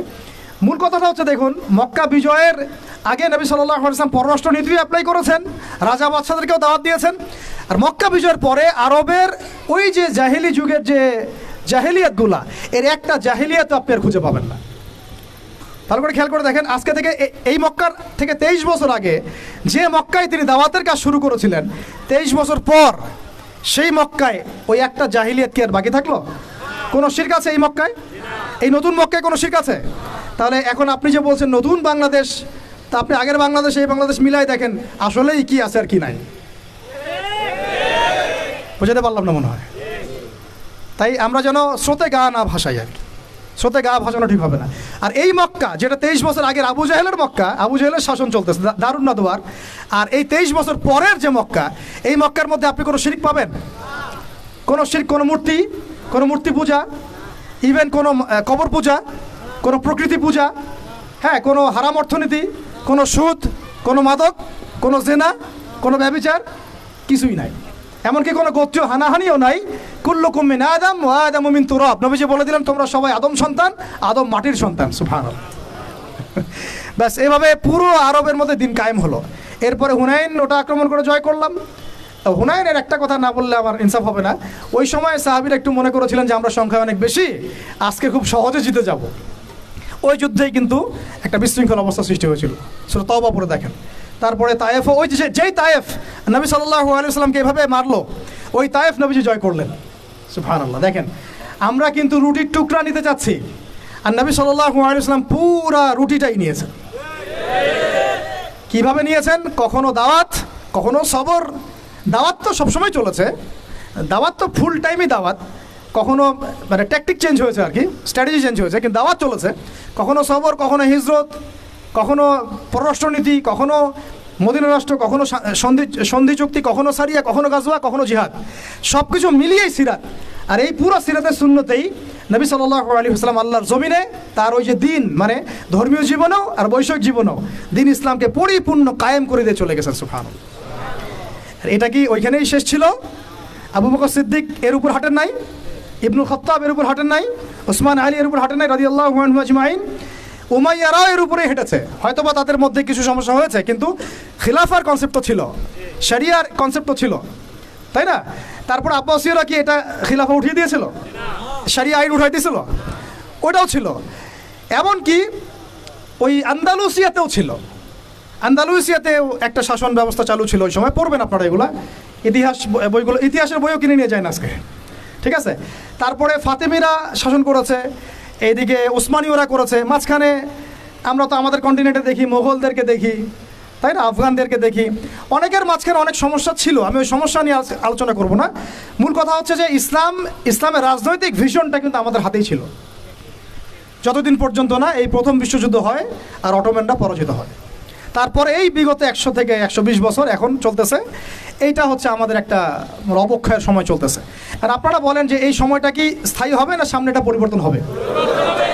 কোরআন হাদিস থেকে আমরা তো একদম এক্স্যাক্ট নলেজ রাখি যে এটা পরিবর্তন হবে ইনশাআল্লাহ। আমরা একবারে কি বলবো, অ্যাপ্রোপ্রিয়েট নলেজটা পাই কোরআন এবং হাদিস থেকে যে সামনে এটা পরিবর্তন হয়ে আবার খিলাফা স্টেট হবে ইনশাআল্লাহ। এখন আমাদের কাজ এই সিরাতের বাইরে যাওয়ার কোনো সুযোগ আছে? তাহলে আমরা সবাই দোয়া করি যেন আল্লাহ পাক আমাদেরকে সবাইকে সিরাতটাকে বোঝার তৌফিক দান করেন, সিরাতের আলোকে আমাদের জীবন গড়ার তৌফিক দান করেন, সেইভাবে ইলমের চর্চা করার তৌফিক দেন, আমল বাড়ানোর তৌফিক দেন, তাজকিয়া অর্জনের তৌফিক দেন, আমাদের ওলামায়ে কেরাম মুরব্বি মেনে চলার তৌফিক দান করেন, এবং ঐক্যবদ্ধ থাকার তৌফিক দান করেন। যখন সবর তখন সবর করব, যখন দাওয়াত তখন দাওয়াত দিব, যখন হিজরত প্রয়োজনে হিজরত করব, যখন জিহাদ তখন জিহাদ করব। সার্বিকভাবে দেখবেন দিন কায়েম হয়ে যাবে ইনশাআল্লাহ। তা আল্লাহ রাব্বুল আলামিন আমরা সবাইকে কথাগুলো বোঝার তৌফিক দান করেন। যদি কিছু ভুল বলে ফেলি এটা আমার পক্ষ থেকে, সঠিক বিষয়গুলো আল্লাহ পাকের পক্ষ থেকে। ওয়া মা আলাইনা ইল্লাল বালাগ। আকুলু কওলি হাযা আস্তাগফিরুল্লাহ ওয়া লাকুম ওয়া লিসাইরিল মুসলিমিন। সুবহানাকাল্লাহুম্মা ওয়া বিহামদিকা আশহাদু আল্লা ইলাহা ইল্লা আনতা আস্তাগফিরুকা ওয়া আতুবু ইলাইক।